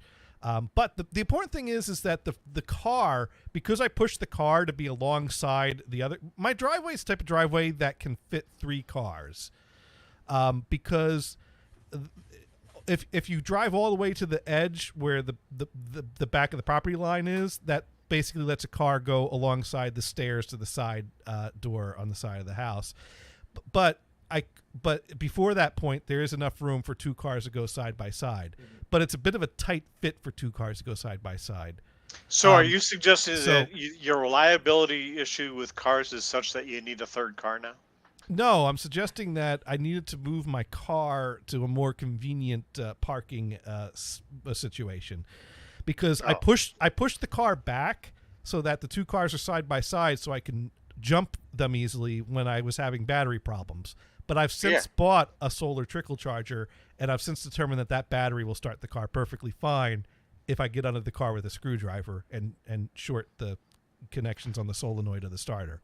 Incidentally, I hope you realize that you should disconnect your solar charger before you crank your engine. Yes. Oh, Gators. Why that isn't an automatic thing in these things is beyond me.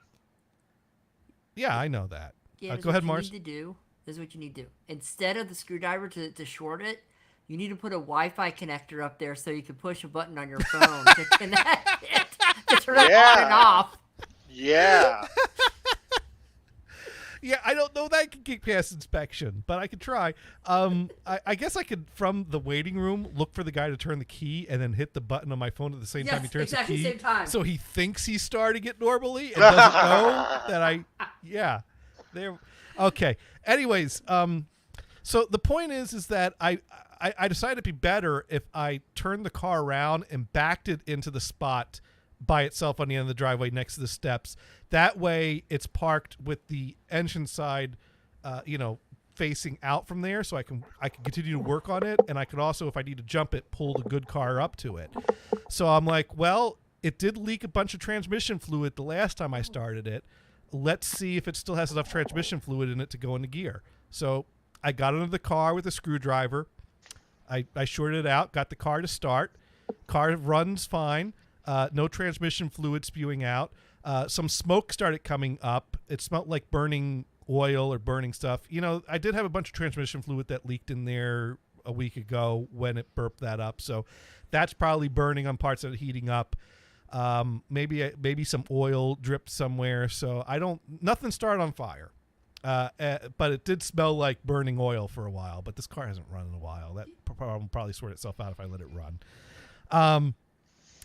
So then I with the car running, I jacked the car up, took the stands out, lowered the car back down, put the car into reverse.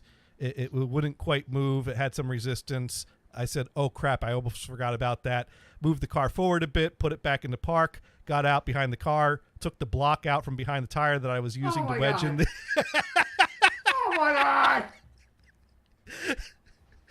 This one dude says, nope, I'm done. I'm just going to shut it down now. It's called, I'm driving to the dealer. Bye. I'm driving over I'm driving to Carmack. How much can they give me? So I get the block out from under the tire, throw it back in the back of the car, get in the car, shift in reverse, pull out of the driveway into the street, back into the driveway. So the car does still move into gear and drive perfectly fine, at least enough to turn around in my driveway. So I just need to get it to start. You might want to top up that transmission fluid at least once. Oh, I am planning on topping off the transmission fluid. I do plan on doing that. I plan on if I could get this electrical problem sorted and get the car back to a state where it will start by turning the key, I'm going to do 2 things. 1, I'm going to top off the transmission fluid. 2, I'm going to, for the first time ever, do my own oil change all by myself. And then I'm going to take it down, and then I'm going to call down the street to schedule an inspection and see what happens. And if it passes inspection, I guess the next step is to figure out how to install an 8-track deck in this thing. Yeah. But no, there'll always be, when you own an old house, there's always something of content. Sparky saying of Steve, this guy reminds me of someone who drives a Volvo. Those people are eccentric. I think it's right, exactly right. And if Steve Gutenberg had no money, he'd be driving a Volkswagen Jetta. Honestly, just saying. Sparky rating, Johnny, can you call him and ask what he drives? Tell him you're asking for a friend. Oh, I don't think I actually have his number. You know what? He called me. I never made a point to jot that number down because, well. Oh, you should have taken that one to you called your cell phone, right? I wasn't going to call him unless he invited me to call him. Yeah, but you should have just taken his. I should have taken the number and put it in your contacts immediately. I should have, but I didn't. That's my loss. Now, back when I was talking about who's that murderer, Sparky's guess was Charles Manson. Yeah, Charles Manson. He did record music, though. I don't know if it was in stereo or mono.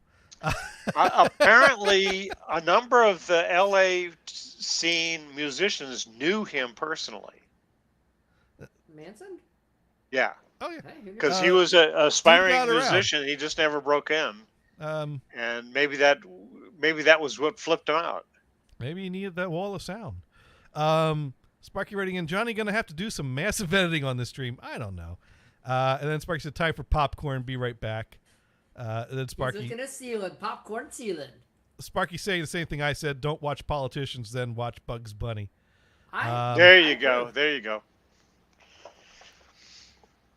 Sparky. Or Rocky and his friends. Now, Sparky also pointing out, don't chop off the tranny fluid until the car is good and warm. Yeah. Tranny fluid expands. And that's probably where I ran this on the first time I was filling the transmission fluid, and it the oil burped out too, right? a Don't bunch. you want to keep it nice and warm for it to... I don't think you want to do an oil change with it warm. No. I've never made a point to warm up the car to check the oil. The procedure for doing an oil change in a Porsche is very complicated because there are warm cycles and cold cycles. You're doing partial changes. It's very bizarre. And that's why the dealer can charge you $800 for an oil change. Now, Sparky says warm oil change is the best, but if the car is warm, there's parts that get really hot that you don't want to touch. But Gators, think of it this way: how does oil handle if you have old oil in a frying pan?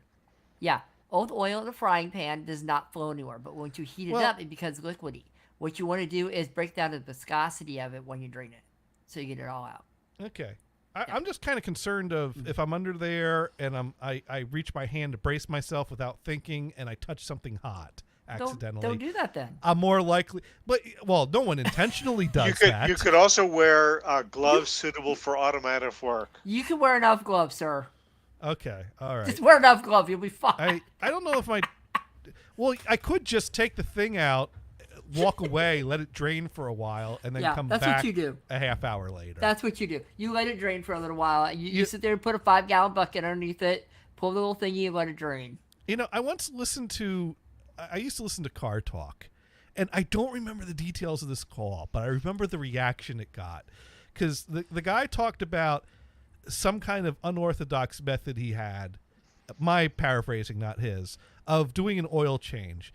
And I think it involved, instead of taking the plug out, he only took the filter out, and he wanted to ask the Click and Clack their opinions on his method, and they go, well, I don't know why you would do it that way. I mean, what's the point of that? And how do you get all the oil to come out? And he goes, oh, once I take the filter out, I just start the car for a second and turn it off immediately. And that got a very strong, no, whoa, what the?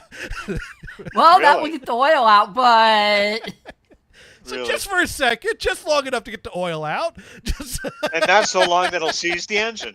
Yeah, exactly. Just long enough to get the oil out, short enough to not seize the engine. Actually, the real reason that guy would not admit is the last time he did an oil change the normal way, he cross-threaded the thing and used an air hammer to lock it back on, and it will never come out again. Speaking of which... Did you get an air hammer?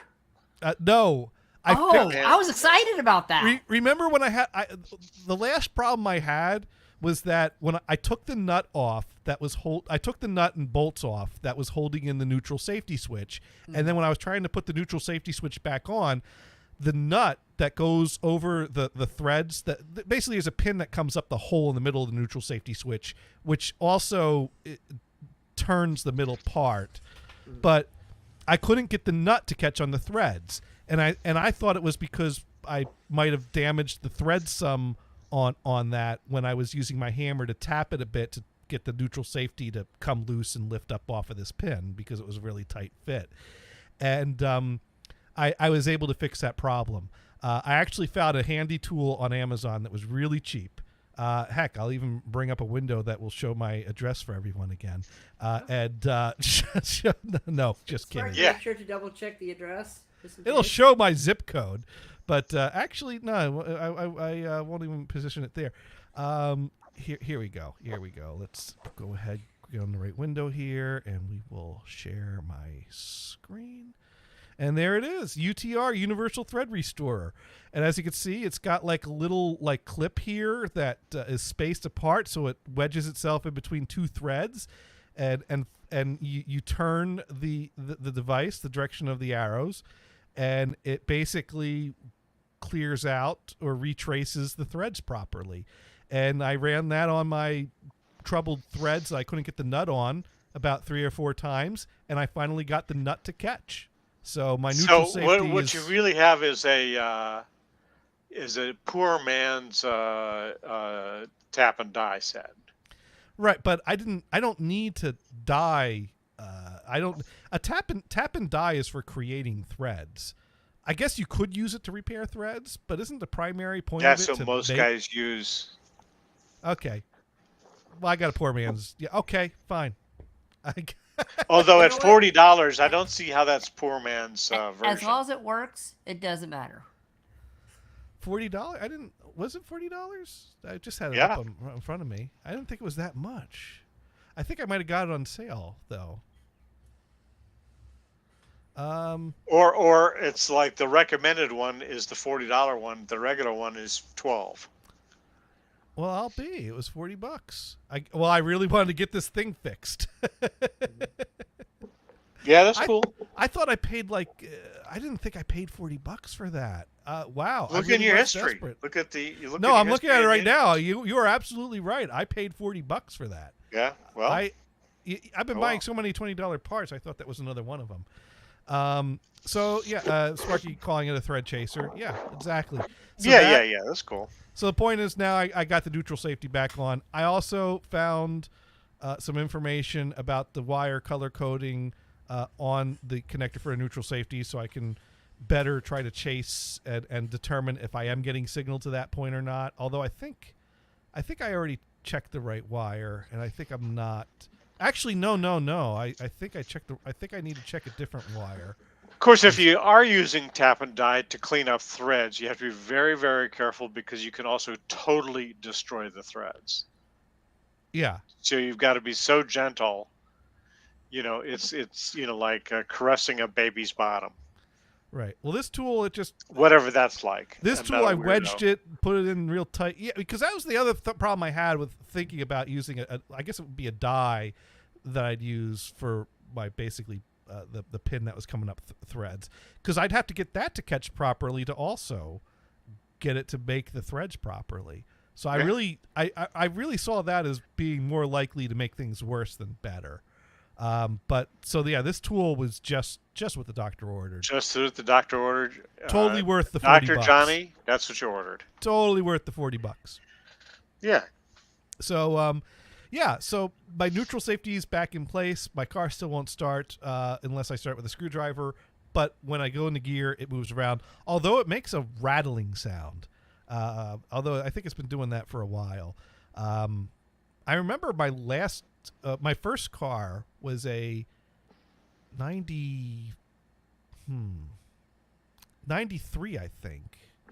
A 93 Mercury Sable wagon, also in white. And that's the Mercury version of the Taurus. right. Yeah. And that started having a rattling problem towards the end of its life. And I think the mechanic found the problem and fixed it. And he goes, yeah, it won't rattle anymore. I'm like, oh, what was that? He's like, oh, some of the heat shield came loose and was rattling around. I just took that piece of the heat shield off. It'll be fine. No, that's fine. So I Your feet may catch fire, but it's fine. Sparky asking if the new or the old neutral safety switch is in place. Well, being that the new neutral safety switch didn't fix the problem, I put the old one back in. But I fixed the problem, so I should be able to take that nut off and put it back on again if I need to, and I've not returned the new neutral safety switch yet. I want to further trace where the problem is, and because it could be that it's a bad neutral safety switch and I have another problem, but I think it's more likely that I have another problem since the new neutral safety switch didn't fix the problem when I was testing signal with that in place and in the right position that it should have been sending signal to the starter cable. So, what a thought came to my mind. Let's see. Sparky writes in, rattle the catalytic converter screen is usually the issue. Okay, I'll have to Google where that is and check it. A little bit of duct tape. I'm sure I can get that in place. Duct tape will stop a rattle, right? Yeah. Yeah. Duct tape Okay. can do many things. There we go. Yeah. But but I need to what I need to do is, like I said, I've got some wiring information. Also, I found out I could buy a complete wiring diagram of my car for $15 off of eBay if I want to go that route. But That's not bad. that's Jump not at bad. it. I think I have enough information without that, though, from what I've found on that people have posted to forums. I've got some information on the wires that go to the neutral safety, so I think it's the blue and black wire that is the one I need to test if it gets a signal or not. So I could try to strip some of that one back and put my tester on there, and if I'm getting signal there, then that's supposed to go to a certain pin on. Basically, I've got forum threads where people start talking step-by-step things to do. I'm going to run through Good. those steps. Mm-hmm. Yeah. So what you need to do is go visit your dad sometime, turn the recorder on, and have a conversation with your dad of all this, and see where you went wrong. Well, I know many of the places where I went wrong so far. One is I shouldn't have changed the starter without doing some better troubleshooting first. Right. I was like, from what I'm seeing, it's like 95% chance it's that. That's good enough for me.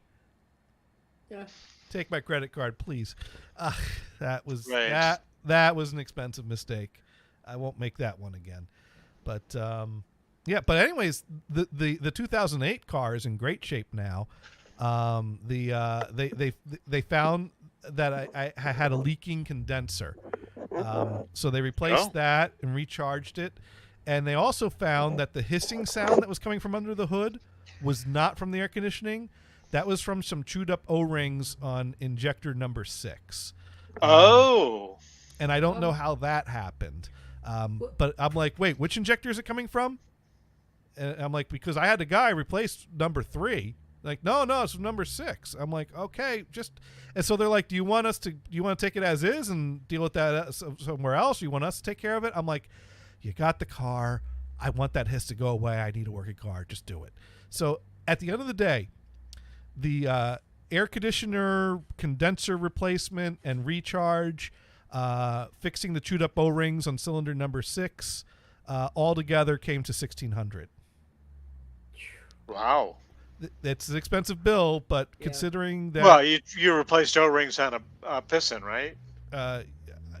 I don't know. They gave me the old ones. Did you say piston rings? Right. I don't know. They said injectors, cylinder number 6. I don't know where or all I know is they gave me the old O-rings so I could see what they looked like. Oh, Plus- O-rings. Okay. For some reason, I thought you piston rings. No, that would be a lot more. They said, "Here, have your O-ring back. We don't want it. It's all chewed up." Yeah, can't well, they use wanted me it. to see what the problem was. 'Cause Maybe when you could use it as a space shuttle launch. Well, when I told them that a guy worked on the car and changed one of the injectors, they suggested that it was possible that these O-rings got damaged as a part of that job being done. Maybe? Which Yeah, gives but it's me, a different one. That was they worked on 3, not 6, right? yeah, but he did. I don't know. Maybe he worked on. Maybe he. I don't know what else he was doing while in there. Was he swapping some around to try different things out and found and Well, he I was wanted playing him with 6 as to, well? but he wouldn't do that. He said, "No, if you're going to pay the labor, Oh. I should change the part." And I'm like, "Fine, I see. replace everything on cylinder 3."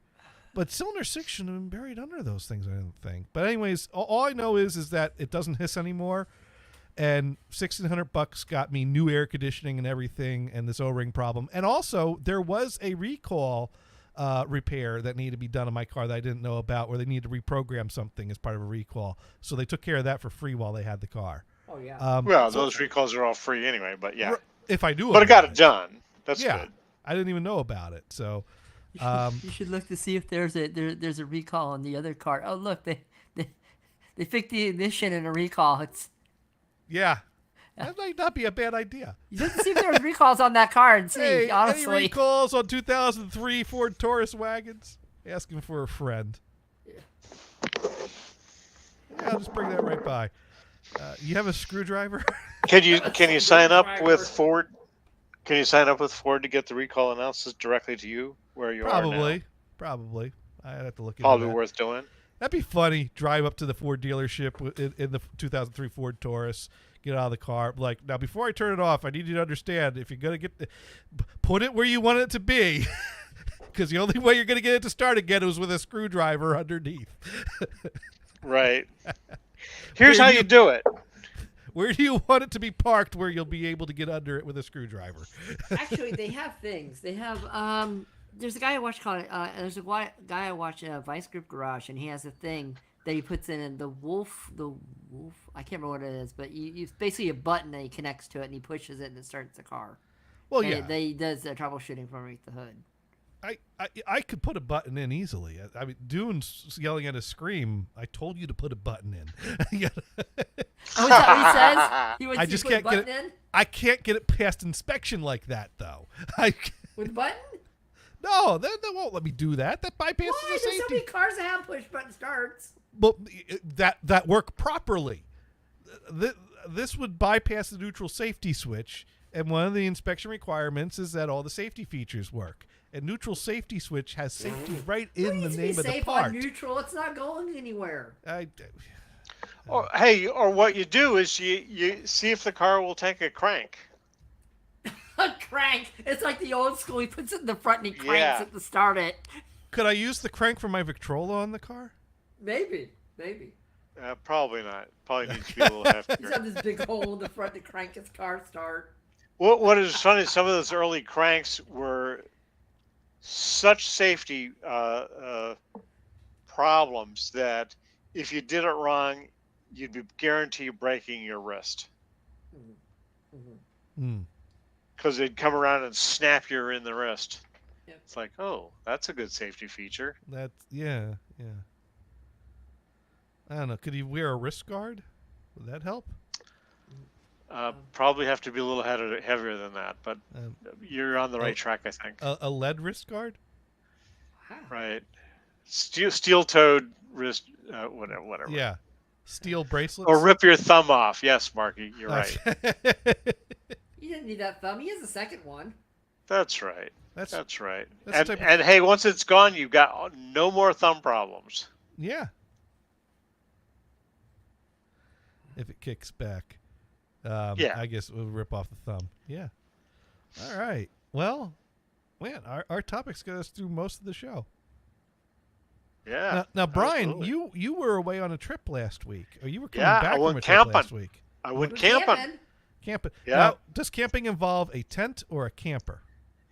Okay, so the original plan was, and I started this a month ahead of time, find a travel trailer a small one that my vehicle has a towing limit of 5,000 pounds. Should be able to find a small one Yeah. that I could tow up to the campsite and use that. Okay. And in fact, I did. A guy had one available in Fairfield. It's a good jump start on the way to north. We were camping near Lassen National Park. Oh, By the okay. way, it's a nice park. Yeah. Although there was a shitload of snow there still.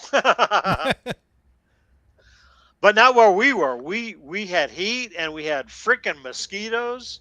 You Ooh. get up to the park. We could only get to the visitor center at the park, and the road was closed there. This is at the south end of the park.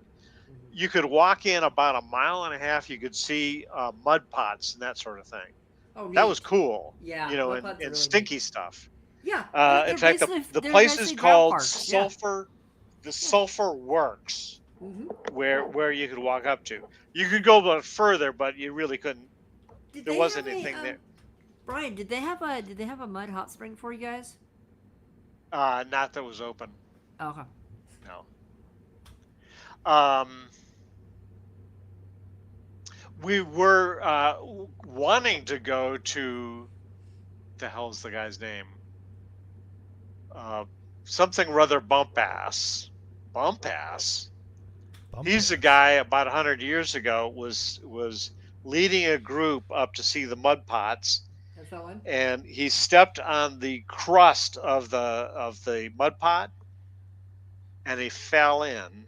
Yeah. Oh. And he's no more. the people on tour pulled him out, and he had severe leg burns. Oh yeah. Yeah. But There's kind of a reason cool to story. bubbles. Yeah. We didn't do any of that. Yeah. Anyway, so I was going to get this trailer. It was going to be beautiful. It was going to be exactly what we wanted. Last minute, the guy tells me, "Oh, unfortunately, I found I have a huge problem with that trailer, so I have to cancel that order. Now I can offer you my RV instead." Brian went glamping. And it was, the trailer was of about a 20-footer. This RV is 24-footer, so not that much bigger. And he actually cut the price down, so it was a little bit higher than the trailer. So I says, okay, I'll do that. So I went up with this RV instead of with a trailer. Okay. So and this other guy shared the expenses with me, and he so I wasn't doing this solo. I was with this other guy. Cool.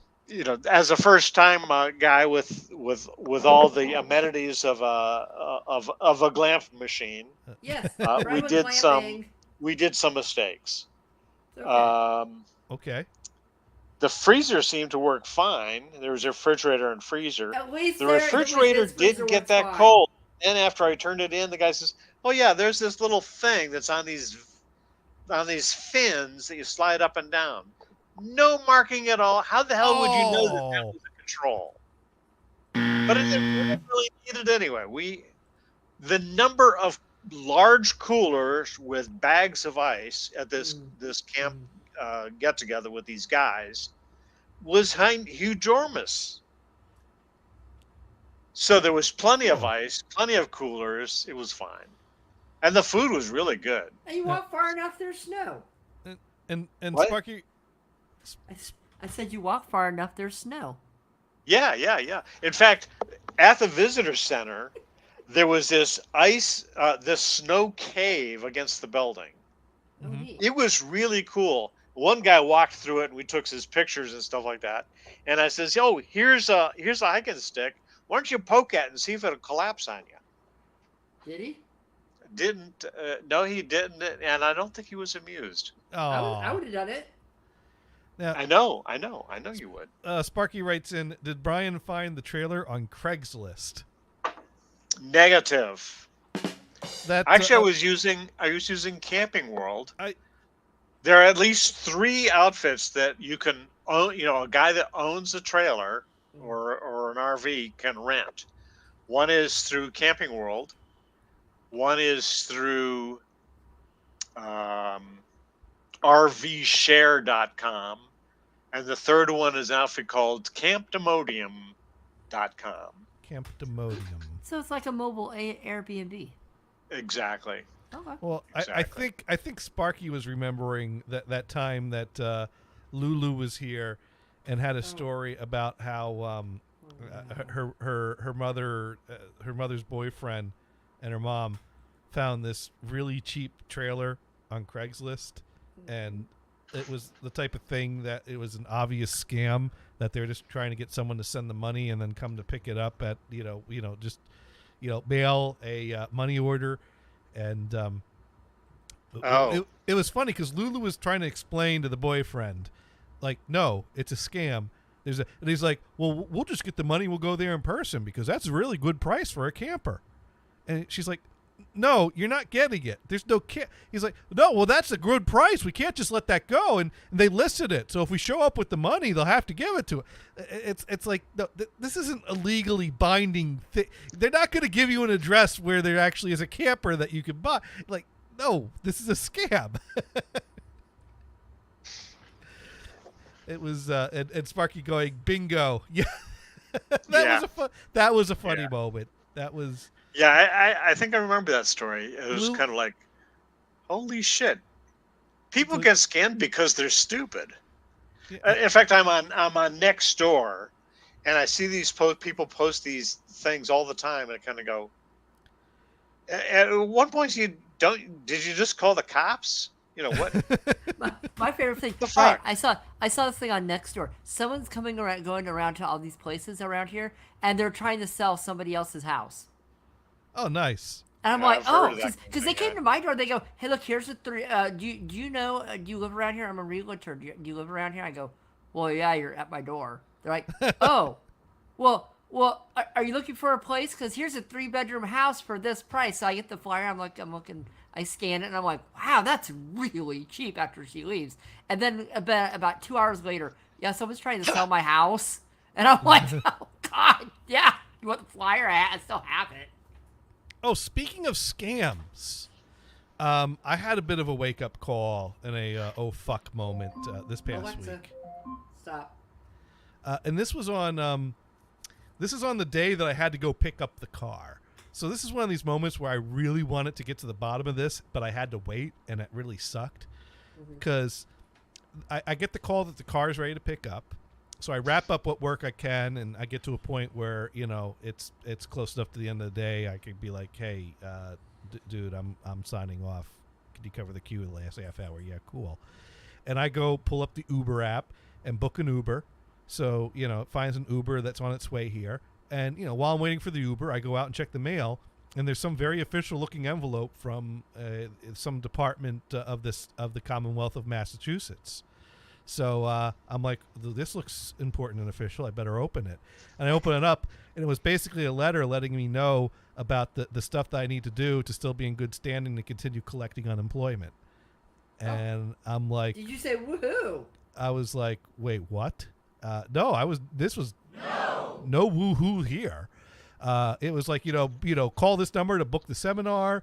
This is required to be, considered actively looking and participating to continue receiving, failure to place? Failure to do this can result in a denial of your unemployment, or, and I'm like, unemployment? Why is my name in the system for unemployment? Is there something I don't know? Uh-oh. And my thought is, one of three things. 1, amnesia. 2, fraud. 3, my employer was nice enough to submit me for unemployment as a part of firing me and haven't told me yet. Right. And in reality, I was 99.99% sure it wasn't number 3. But there's that 0.01% that you really want to stomp out as quickly as possible. But my ride to pick up my car is on its way here. I don't have time to sort this out. So the whole Uber ride to the Ford dealership to pick up my car, I'm like, no, my boss is on vacation. He'd wait till he gets back from vacation. Or maybe he decided to have this done while he was away. No, he wouldn't do that to me. You notice he didn't rule out amnesia. Sparky asking, when is the last time Johnny collected unemployment? That would be a big fat never. No. I've always lined something up or left something on my own terms that wouldn't make me eligible for unemployment. Yeah. That's Sparky writing. Anyway, time for a raid. let me finish the story. Yeah. I'm just warming you up.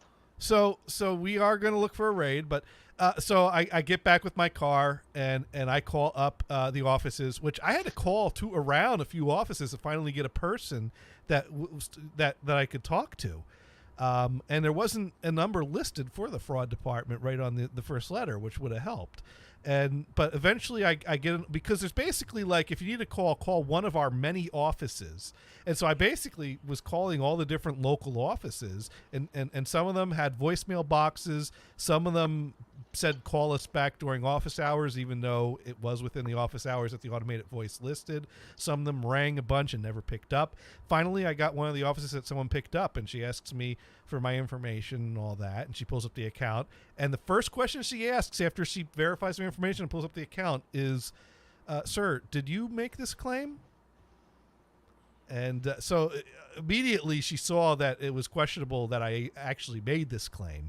And it's like, no, I did not make any claim. In fact, I don't even know why there is a claim or what claim there is. That's why and she explained, well, someone's fraudulently entered your claim. I'm like, is the claim under my social security number? And she goes, yes, it is. It's under my, yes. It's Mother. That's what do you think you have identity theft? well, clearly I do for this. So that had me on high alert right there. Oh, Yeah. shit.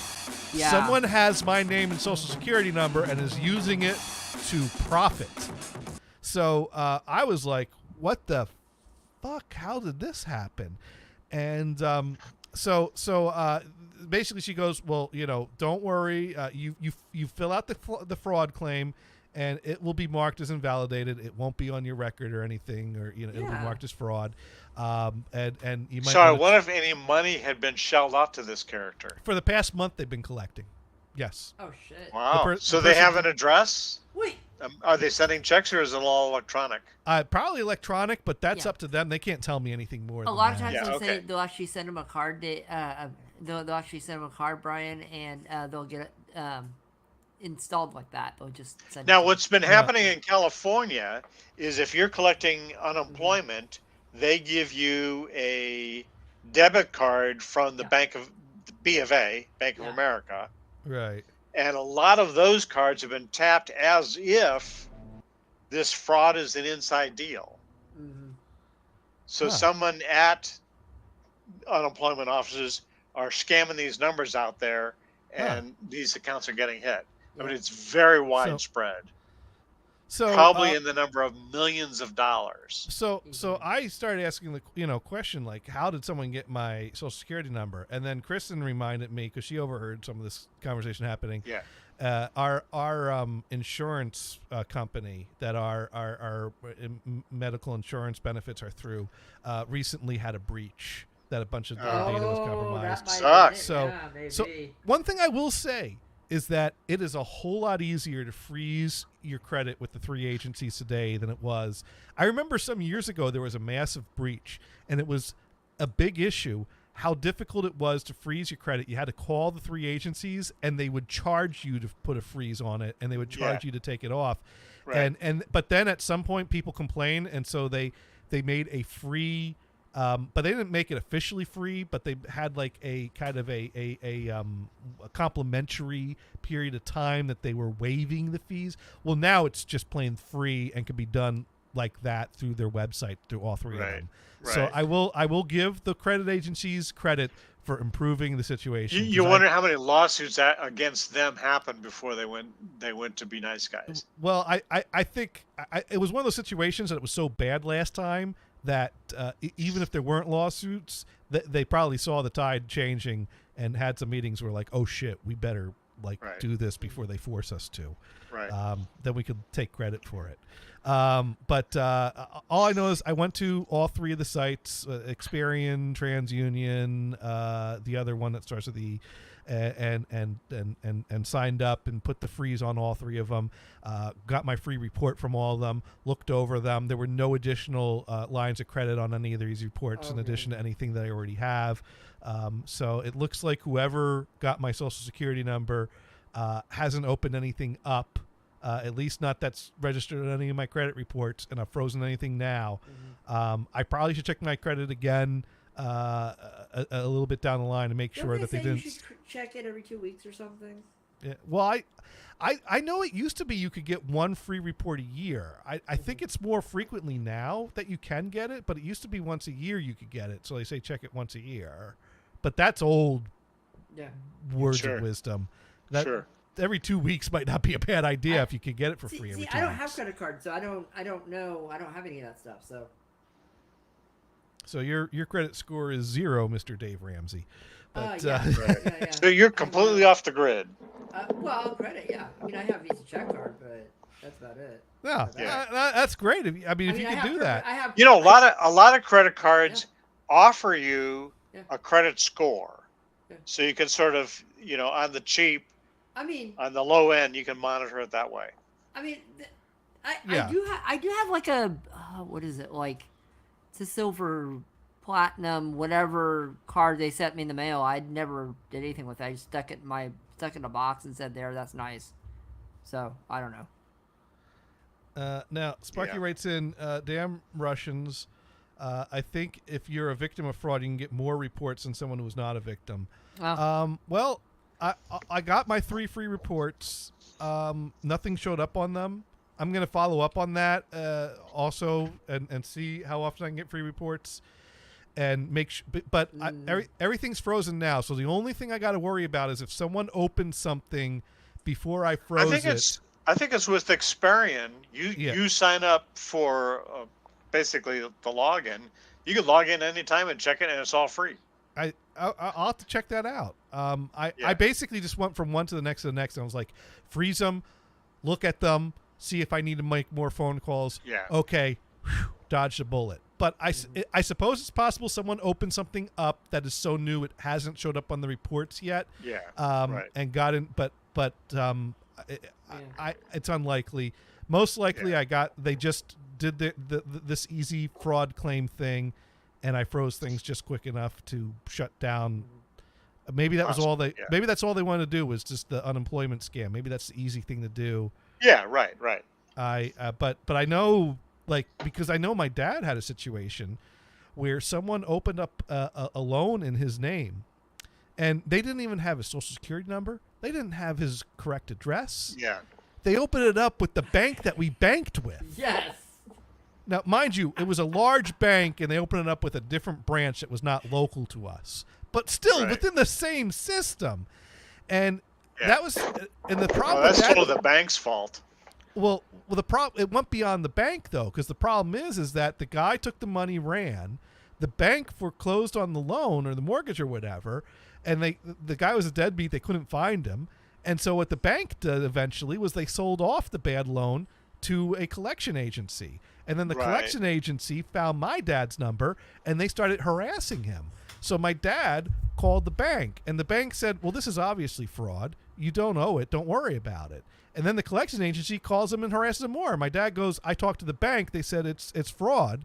And they said, "Well, we're not the bank. We own the money. You owe that to us. You're responsible for that unless you have a criminal report that proves that this was fraud." And so my dad had to actually make a police report to report the fraud, to send the paperwork. I to would have these reported those collections guys people. as committing the fraud. Well, the problem is what the collection agencies are doing is legal.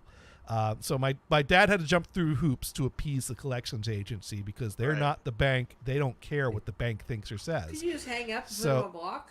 Well, but they'll keep calling. They were calling my line because I had the same last name as my dad Oh, and yeah, lived at the same yeah, address I've as my had dad. that. So I've they had were that. blowing up my phone too. Although I just connected it to dial-up and hung out in the Sailor Moon chat rooms, but I probably would have had a friendlier time There's talking to the that. collection I see agencies. Sparky is arguing with himself on the chat between a RAV4 Honda, Honda CRV, and a Toyota RAV4. Ah, yeah. Excellent. No, we're a General Motors family. But Yeah, I know. Too and- bad. Wait a minute. You have Fords, though. my dad is, well, my dad mostly bought Pontiacs, but you can't buy Yeah. those now. But my dad, I think, has stayed within the General Motors family of cars. And you have Fords, so that makes total sense. Well, yeah, well, the Mercury Sable was my grandmother's, my Right. grandparents. my Right. grandmother's, and then when that died, I needed to buy something else. I said, well, Right. could you get me something like what I had?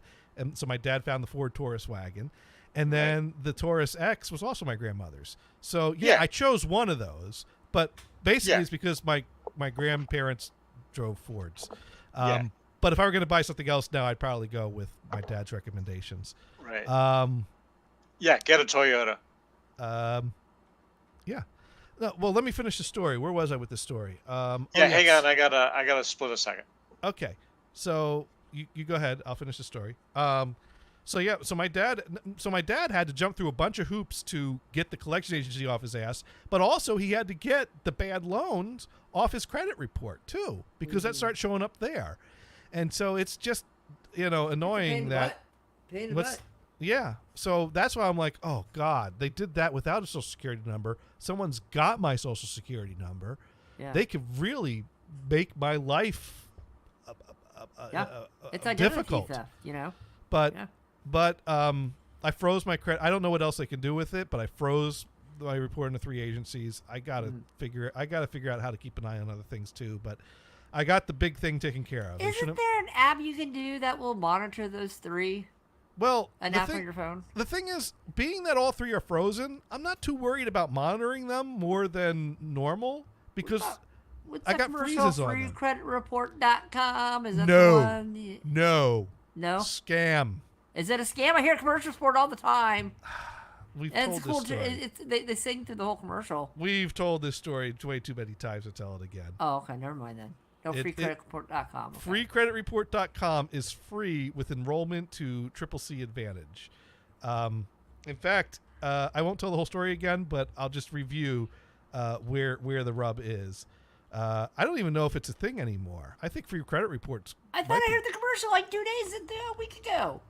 Well, here's the thing you want to listen for. I married my dream girl, but she didn't tell me her credit was bad. So now instead of living in a pleasant suburb, we're living in the basement at her mom and dad's. No, we can't get a loan for a respectable home just because my girl defaulted on some old credit card. If we'd gone to freecreditreport.com, I'd be a happy bachelor with a dog and a yard.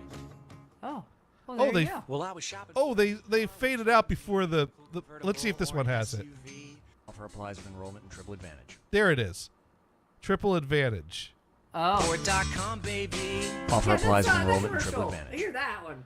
Triple Advantage is not free, but FreeCreditReport.com is free, but it comes with your not free enrollment in Triple Advantage. Oh. Okay, I won't use that. That's the scam. Okay. And That's notice triple A how for they me. have this nice fun jingle Too lazy now. that's easy to remember and it's a fun song. Sticking to the vinyl and my posse's getting laughed at. I mean, that tells you the free part. And then Offer applies with enrollment and triple advantage. not even 2 seconds. That little blurb does a lot of heavy lifting there that turns free into not Okay. free. Okay, Yeah. no free triplereport.com for me. Nope. Oh well. And I mean, that's the thing. You sign up for it, and as part of it, they do a verification check. And yeah, now to be fair, I did give them my credit card number, so I gave them the ability to bill me. Did they And bill you? Yeah, they did. And then like 3 or 4 months later, I noticed, what the fuck is this shit? And I call them up, and I guess we are telling the story because we're waiting for Brian. And what I found was I did a Google search, and Google was able to feed me all the lines that got people refunds. Because the first thing they do is they argue, well, on page such and such, subsection, clause, whatever, is where you agreed to this service that will charge you this much. So that was your mistake, and we provided the service for you, and that's what you paid for. So they try to make you feel like you're the bad guy for asking for money back for a service that was provided for you for these months. We offered you this protection. We did this thing for you, and you told us to do it. Why should we give you your money back? You're robbing us, practically. And it's like, dude, that is not what I was agreeing to. And the name of the company is FreeCreditReport.com. Okay, It's don't sign up for that one. Right. So now Sparky points out there is a free government site to get your report. Exactly. Oh, good. And it's not nearly advertised nearly as much as FreeCreditReport.com. unfortunately. The jingles aren't as good, I bet. The jingle's not as good. No, the federal government's not good at coming up with a good jingle. Federalgovernmentreport.com. It'd be boring. Federalgovernmentreport.com. Hey, look at that. That would Thank be you, better. Sparky. Don't worry, I got though. Yes. So, words of wisdom from Gators. Go, if you have not frozen your credit on the 3 agencies, go do that. It's real easy to do through the website. I got it done in like 15 minutes. I should have done it sooner, and I didn't, and I got really lucky. So those are Gators' words of wisdom for this week. Don't be like Gators who waited well, I guess if you're going to do it right now, you are going to be like Gators. Be like Gators. Realize you've made a mistake and fix that right away. Because up until now, Gators has been a... You're a dumbass. You're a dumbass. You're grade A, number 1, bona fide, first class. You're a dumbass. You're a dumbass. And you'll be one all your dumbass life. And sometimes you fix it with a screwdriver, and sometimes you don't. Yeah. Actually, I was a dumbass, and then I fixed it. And now I got lucky. Screwdriver. Yeah, with a screwdriver. Well, we'll see. Can you just like pop a paperclip in there or something? I don't. To be honest, I really wanted something that offered me an insulated handle. I don't think a paper... Wrap a little electrical tape around one end. I suppose I could try a paper clip on the connector from the neutral safety. See what that does. Paperclips work. Paperclips fix everything. I would have from MacGyver. That reminds me of another car talk story where the guys are standing in this room where there was like a light bulb in a socket on the ceiling, and instead of a pull string, there were 2 stripped wires that were dangling alongside of the light bulb. Obviously, the method of turning on this light bulb was to twist the wires. And I guess the 2 guys looking at these wires are getting into a debate as to whether or not it was safe to touch these live wires and twist them together to turn on the light. And one's saying, I don't know, the power that runs through that, oh no, but it'll be fine. It'll just, no, but it will. And while they're debating, a 3rd guy walks into the room, walks right past them, reaches out, twists the wire, light bulb comes on, walks out of the room. That works. Dang. So I'm not suggesting that you should try that, but that's the story I heard. I might. And I heard it on Car Talk. Burns, but I might. And Sparky warning us that we need to stop talking about Brian. That's right. Anyways, we are going to go ahead and we are going to raid. Who are we going to raid? We're going to raid Symbols, which is a stream that is showing a bunch of wires patched on synthesizer equipment that's running some cool synth stuff. So, but anyways, before we do that, we do try to be educational here. So once again, thank you for tuning in to another fun-filled edition of Insert Title here. But we do try to be educational here. So, Mars, what have you learned this week? I've learned that your credit report is frozen, but not your T-bone steaks. That wins the internet. That's the best one. That wins the show. I should have started with Brian. All right, Brian, That's can you right. top that? What did you learn this At week? this point, like I didn't learn a damn thing compared to Mars. Oh, that's good. That is too good. And I learned that what have I learned? Man, have I learned anything here? Sparky learned. Sparky learned that Johnny is the proud owner of a Frigidaire fridge. Yeah. And There you go. I didn't learn anything on this show, but I think this show has been an expression of what I've learned this week, which is I really need to keep an eye on my credit reports. Extended warranties are a scam that only pay out if you work the system, and even then, they just about pay out worthwhile amount. Really? And my clothes smell like wet dog. All right, so we're going to go ahead. We're going to raid Symbols. And thank you, everyone, for watching. We'll be back next week. And if you guys on the Quadcast like this, I'm over on the Johnny Gators channel every week doing this. So thank you for watching. You all have a good night. See ya. And now we'll raid the Twitch channel. And unfortunately, you on the YouTubes don't automatically get rated to the Twitch.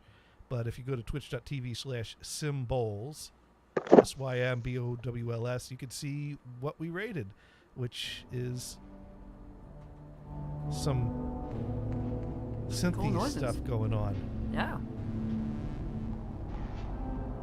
Yeah. It's very slow this week, though. Okay, just play the duet. Oh wait, that's live. All right, we'll go ahead.